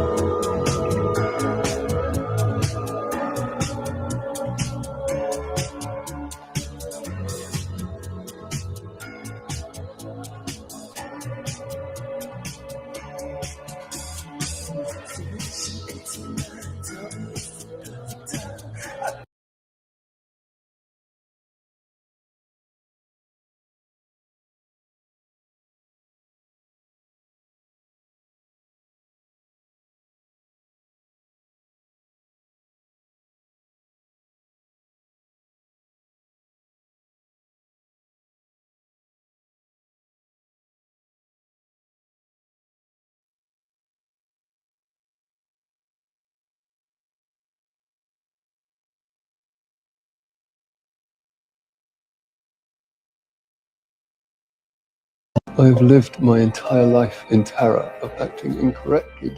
Terror nearly broke me. I thought that terror was the price of being royal. Now, I have met a woman. You can do anything, George. With you by my side, I think I can. I have lived my entire life in terror of acting incorrectly. Terror nearly broke me.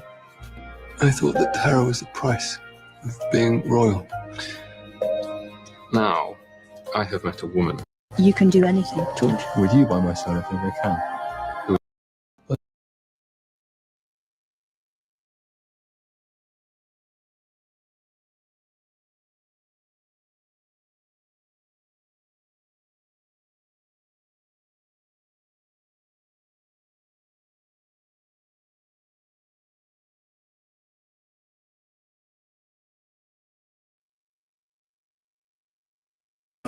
You are breathtaking.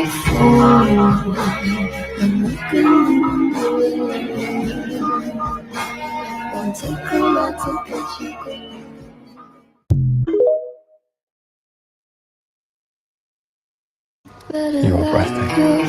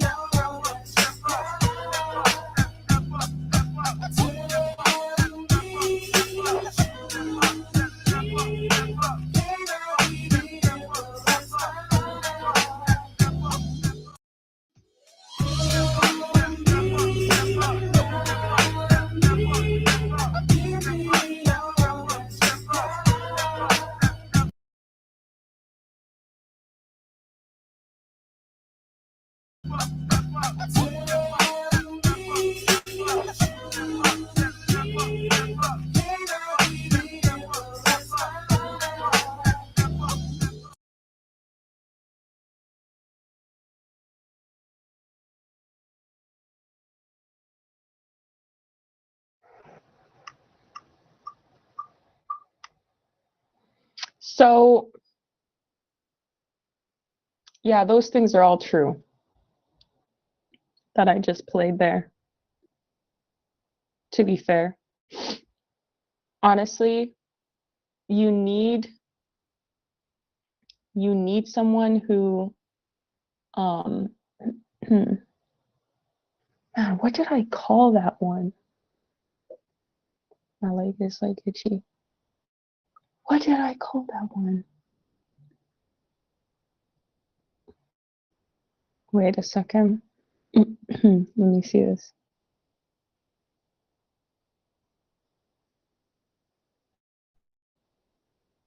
Like, uh,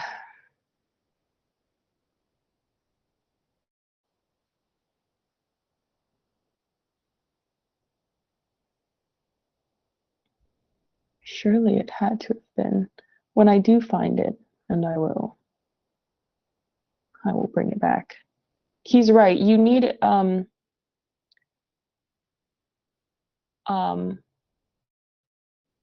you need someone that you can do well with. You need to like love and appreciate that person and see the value of having them in your life. You need to be like a team with them.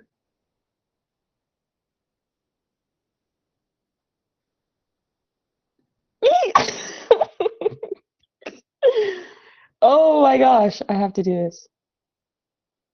How come it didn't show me this at first?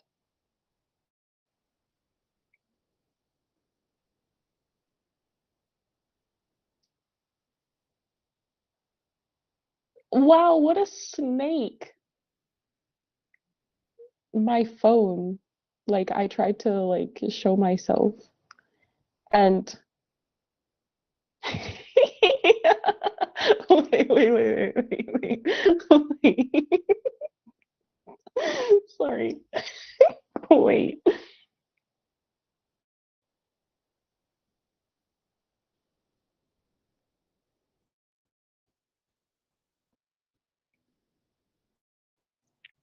And pretending that a man is not looking at you is definitely a skill. It is a entire skill. It is not for the weak. Oh wow, my chat just cleared. So if you guys said something, I have no idea what you've said because it cleared it. My bad. Hi, Rambo. Whoa, what?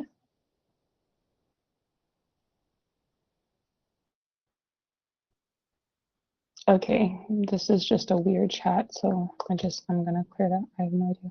Error clearing? Why? Why? It's weird.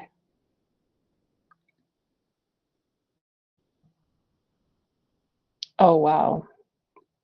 For some reason that's not working. Anyways, whatever. I'm gonna show these last two things.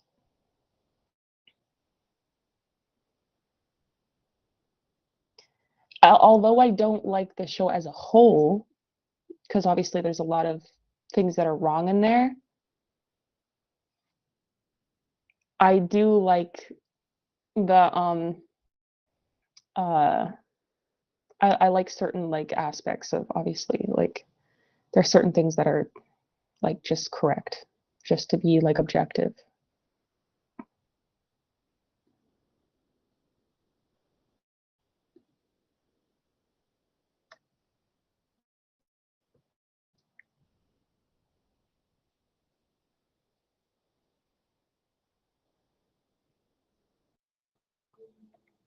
And then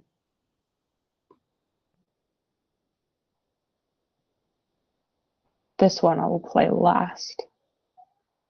Well, I guess technically,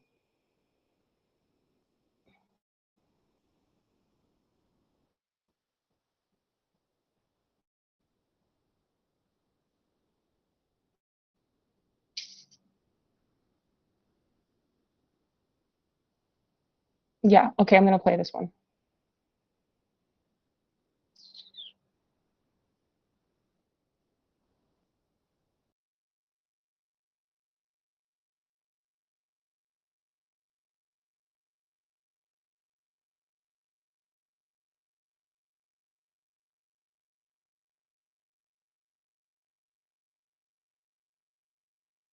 Hello, my lady. Assistance of some kind. I am quite fine, thank you. You can go back inside and wait with all the other gawkers. I will. But first, I'm curious. What are you doing? Nothing. You're doing something. I am not. You are. I am not. You are. If you must know, I'm trying to ascertain the best way to climb over the garden wall. Climb. Whatever for? Because I think he may be a beast. A beast? Or a troll.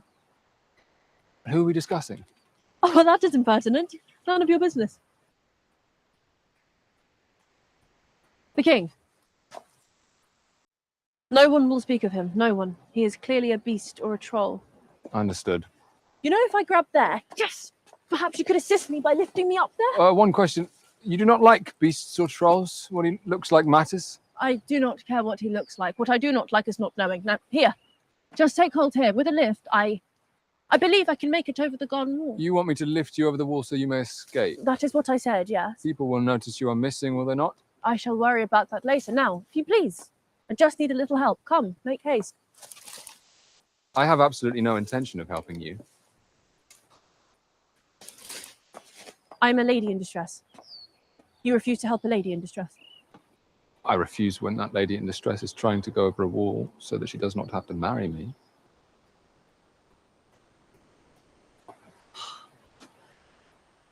Hello, Charlotte. I'm George. I am deep pleased. Your Majesty.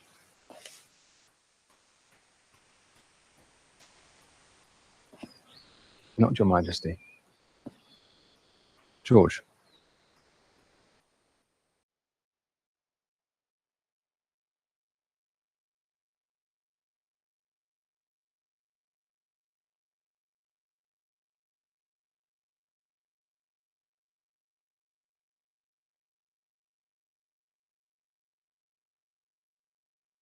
Science. Part of that science is agriculture. I enjoy farming.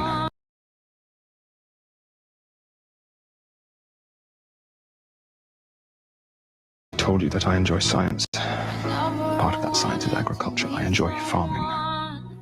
So King George is Farmer George. Yes. Farmer George. I am Farmer George.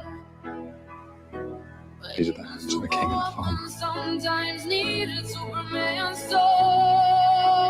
Farmer king. I told you that I enjoy science.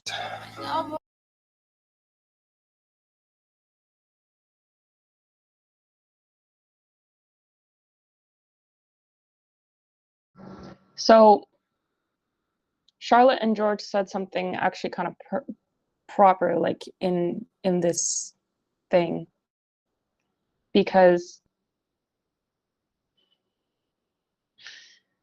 she not the rest of it.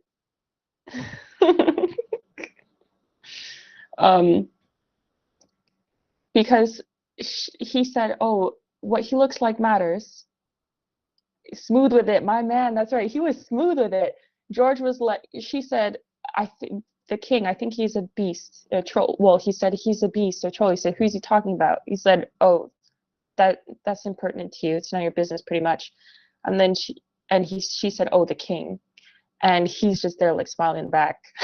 And he said, you do not like beasts or trolls, what he looks like matters. And she said, I do not care what he looks like, what I care for is not knowing. Women are really like that. Women who are really genuine, typically, they don't really care what you look like.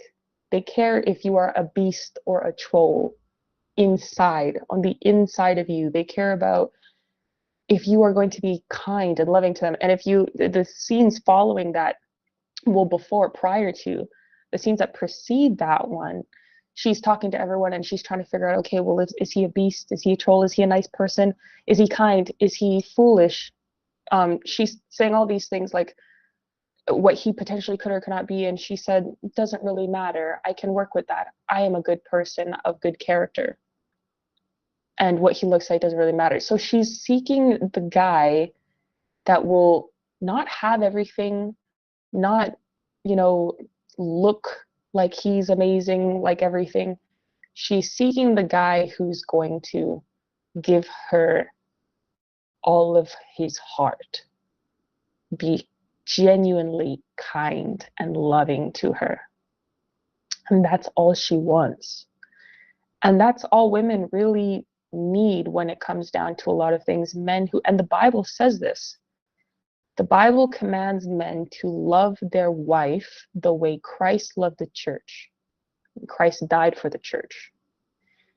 The Bible commands women to respect and honor their husbands. It doesn't actually say to love their husbands. It says to respect them. And husbands to esteem and love their wives and cherish them. So that means we are going outside of ourselves to do the opposite, because we're meeting that person with where they are, what they need. For a man to tell me that he's valuable to me as a man because he looks good is telling me to value him like a man. And I cannot, I will not. Women do not think that way. We love what George, King George, Farmer George, Just George did there, because he's a king and he's a farmer, but he said, to you, I am just George. Women are looking for the man that is just George. They don't want the king. A good woman does not want the king. She does not want the farmer. She wants just George.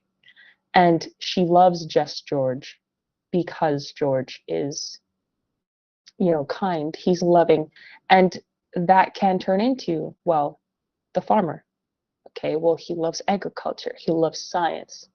And now she loves just George. And because she blends her life with George, who is the farmer who loves agriculture and science, she better understands how to serve him, even in his role as king and her being queen to that king. And she will love him by proxy of every little detail. And it would even be fair to say that she loves Farmer George more than the king, because Farmer George is who George is. Farmer George is just George. King George is his position. King George is his status, but King George is not George.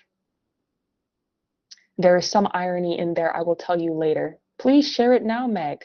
I will close the stream soon. Please share it now. So, you know, there is,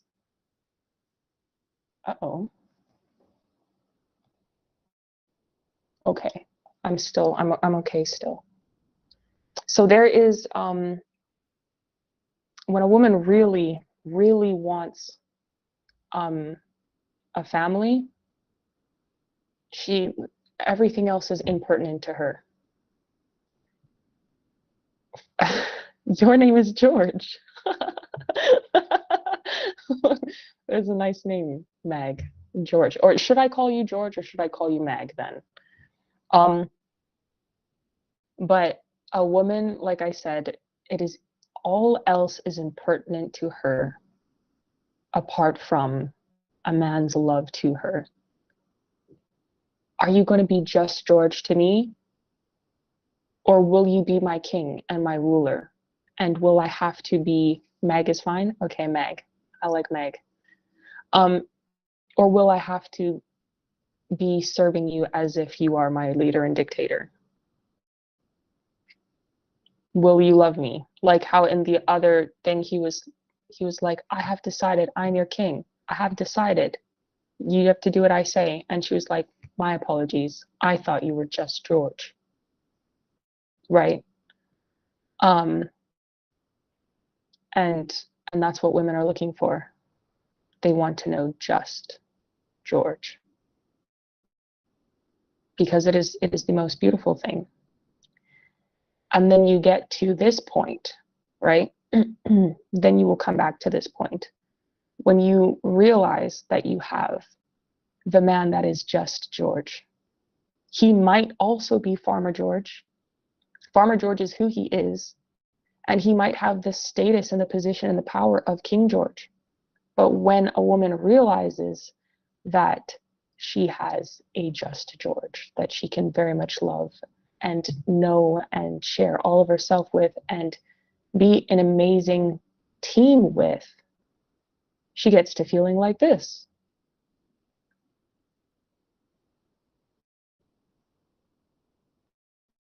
She comes into the madness called love.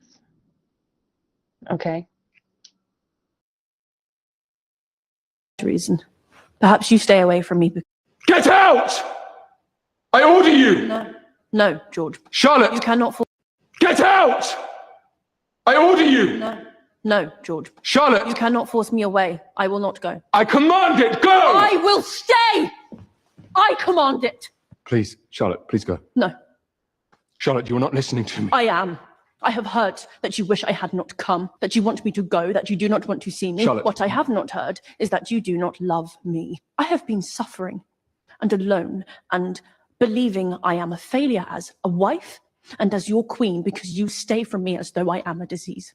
And then today it suddenly occurred to me that perhaps there is another reason, a better reason. Perhaps you stay away from me because you care for me. Perhaps you stay away because you love me. Do you love me? I'm trying to protect you. Do you love me? I cannot. We cannot. This conversation isn't. I cannot do you this. love me? I never wanted Do to you marry. love me? I never. Charlotte, please stop. Is it because you do not believe that I could love you? I do. I love you, George. I love you so much that I will do as you wish. If you do not love me, all you have to say is that you do not love me, and I will go. I will go back to Buckingham House, and we can live our separate lives, and I will have this baby alone, and I will make do and fill my days and survive. All on my own. I will do that. But first, you have to say that you do not love me. You have to tell me that I am utterly alone in this world. I am a madman. I am a danger. In my mind, there are different worlds creeping in. The heavens and the earth collide. I do not know where I am. Do you love me? You do not wish a life with me for yourself. No one wishes that. George! I will stand with you between the heavens and the earth. I will tell you where you are. Do you love me? I love you! From the moment I saw you trying to go over the wall, I have loved you desperately. I cannot breathe when you are not near. I love you, Charlotte. My heart calls your name.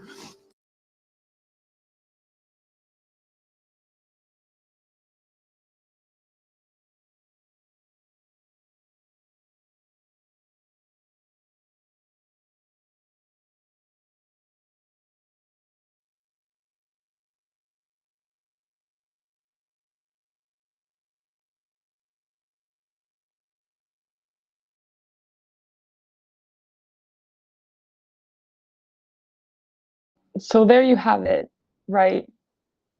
The madness called love, where boys, we lost another one. JKLL, say it. Everyone else gets the king. She gets the farmer, the only one who gets the farmer. Exactly. Thank you, Meg. You expressed exactly what I'm trying to say. I don't want to scream. I'm sorry. Lucky got yes, because everybody has King George. Everybody wants King George. Everybody has. King George is for everybody. Farmer George is for Charlotte. Just George is for Charlotte.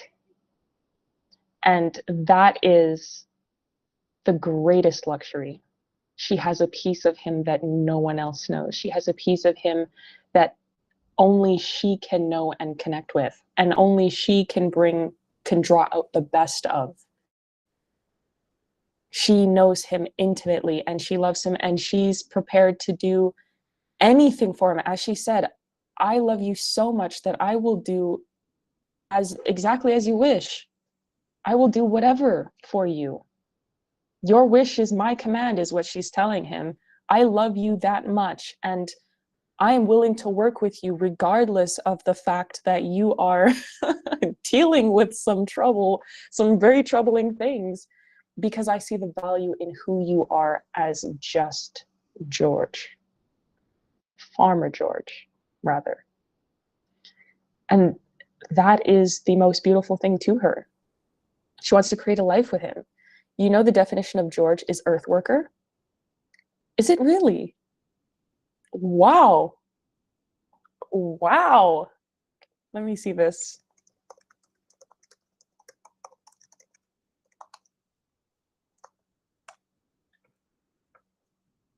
What a good name then, I guess. Earthworker. Earthworker. Farmer earthworker.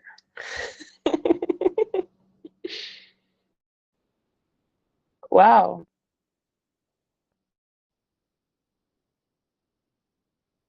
Yeah, it means farmer, earthworker. Farmer, farmer, farmer, earthworker. Legit almost made it into my middle name. Oh, wow. My father's name is George. Wow. Oh, wow. That's crazy. But yes, and then again, and he's like, "Oh, I'm trying to protect you," or whatever. He thinks that she cannot love him.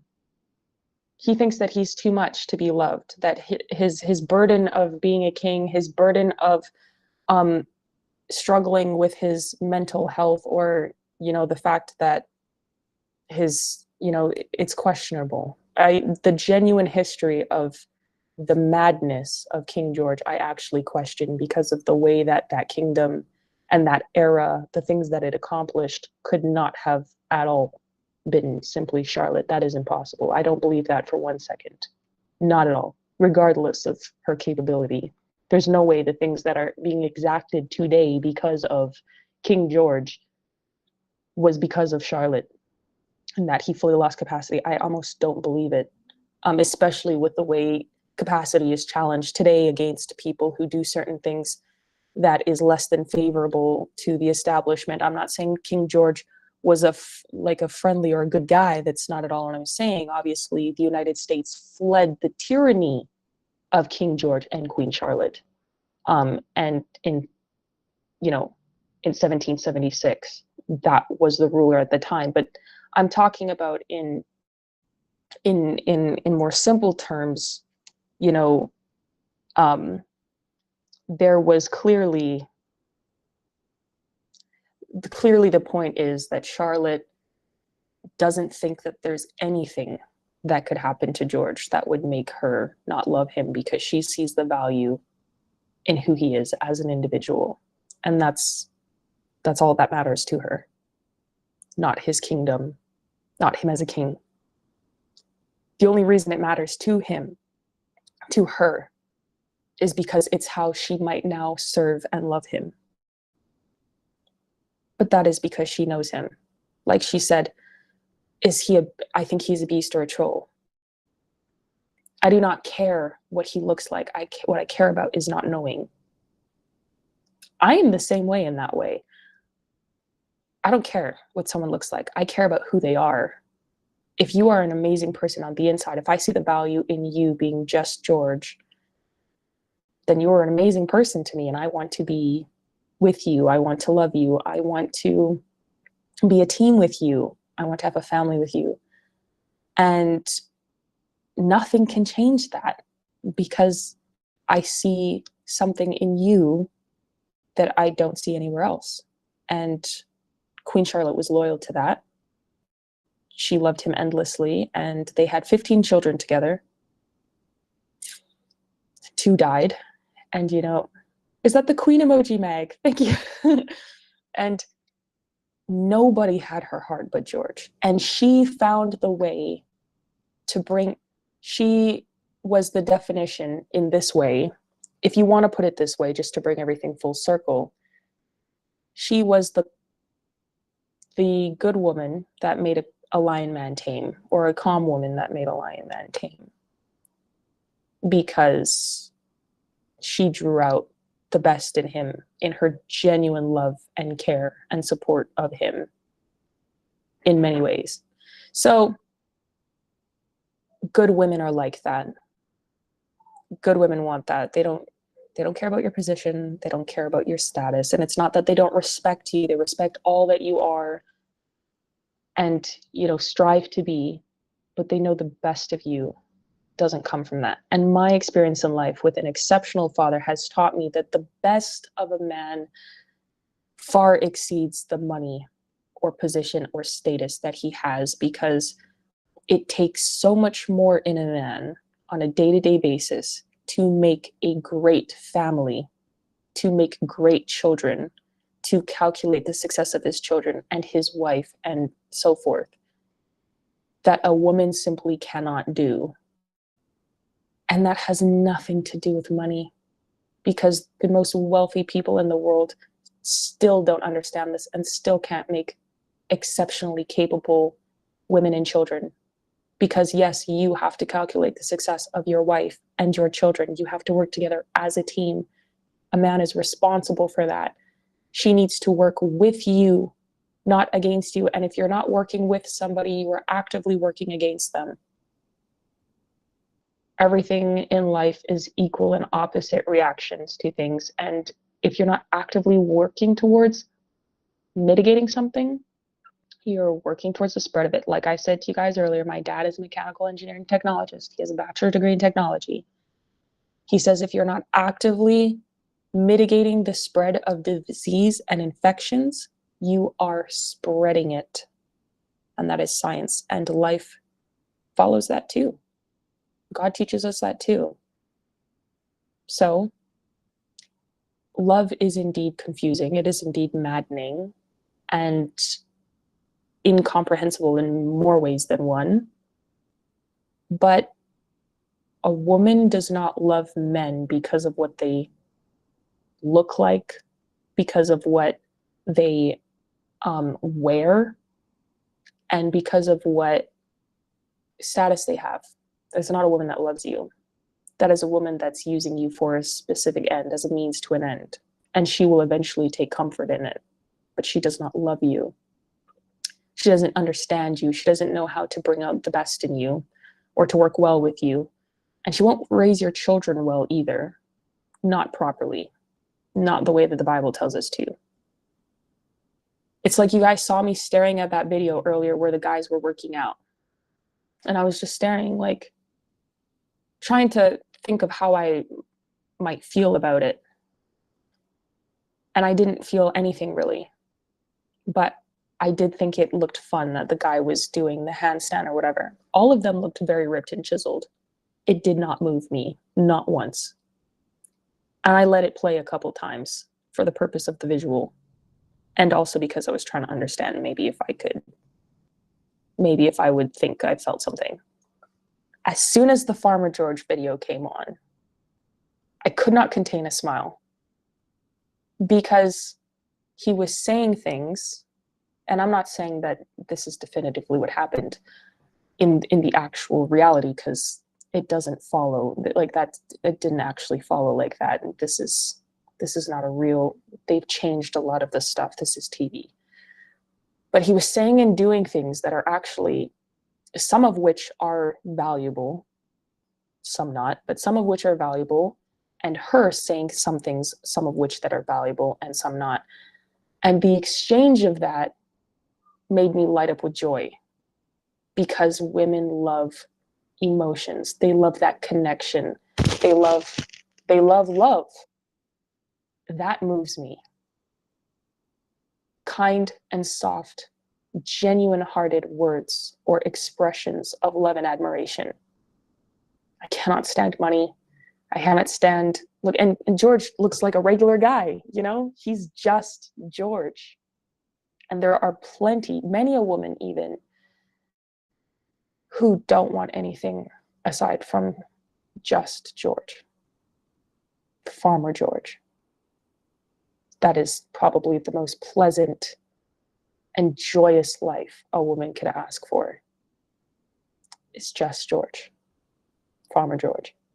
So, and she will follow the duties of King George because she loves him. And she will do it to the bitter end because she loves him and respects him. And she wants to protect all that he acquired. She would never harm him or betray him. She is a team with him. But in the end, her heart and her mind and her loyalty is because of just Farmer George. So anyways, guys, I think you get the point. I've had so much fun today on this stream. It's longer than I thought it would be. I want to run to the store. But this has been Bible reading for today. I will try to have another one tomorrow. And this I guess has also been Real Talk with Kaysha. These are going to be Bible readings. I'm going to start my Real Talks with Kaysha with Bible readings, and then go into these things. But as we're going into the new year and Trump is coming back into office, the reason why I decided to talk about this is because we do need to go back to some traditional form of values and courtship and family. And as I said, there is madness in love, but it is well worth it. And I think truly now that Trump is going to be back in office, we will have an opportunity to have some relative sense of normalcy. And that includes in families, and families need to heal. Very much so, families need to heal. And I think that they're going to start.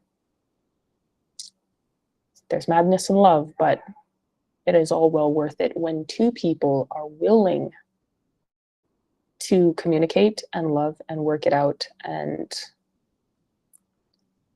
do what's necessary. Thanks for streaming. You gave us days worth of content compressed into a few hours on stream. Thank you, AJ. I do what I can by the grace of God and my Father alone. One day I will be able to add husband to that list of things that I am graced with greatness for. Anyways, I hope you guys have a good rest of your day. We will be streaming later on the Karis Project. I can't get that out of my mind. I'm sorry. The video. It's still, oh God. Sorry. I'm just thinking of other things. I'm thinking of other things, and that's why. Anyways, I'm a woman. I'm emotional. Appreciate you too, Jay. I didn't know you were still here. We'll be streaming on the Karis Project later with my dad. We're going to have a show later. So stay tuned for that. Please also go subscribe to my Substack. I try to write like daily on there now, and I really enjoy that. And I also, I'm on Locals. You can subscribe to us on there to support us. You can also go to Vocal, which is the Frank Speech app, and subscribe to us there for exclusive content. You can follow us on Frank Speech TV. We run our show every day at 11 a.m. Mountain Time. I'm in Arizona. I think that's Mountain Time. And thank you to the people who donate to our show so that we can, and to us so that we can continue to do the work that we're doing. I very much appreciate you. We get letters from some of you. My dad showed me some just the other day, and it was so touching, honestly. I love that. If I sub to your diary, is it the same as your main Substack? Are those two separate? Yeah. So if you subscribe to my diary, so the diary is called The Chronicles of My Heart, and it's a paid subscription. So like sometimes I'll post things like for my free subscribers, but most of my posts go out to the paid subscribers, because that's more like the Chronicles of My Heart is like more the intimate and personal things of me, like that I think and that I feel, and I don't share that with people in general, but I'm finding that I actually quite enjoy it now. And I figured, well, if I'm going to do Substack, I might as well share myself with people a little bit more, but it is the paid subscription. So you guys can subscribe to me there. I have great content. And I'm enjoying it a lot. I think that if you love something and you're passionate about it, you should do it, and you shouldn't be afraid of it.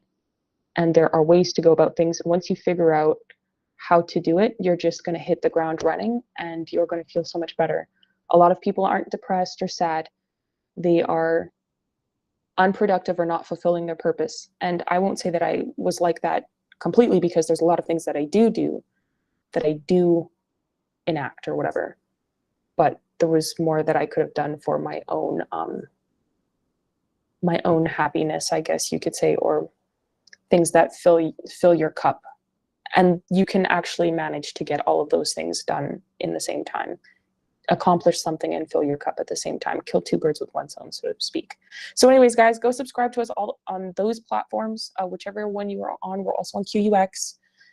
And yeah, we'll catch you guys in the next one. Ciao.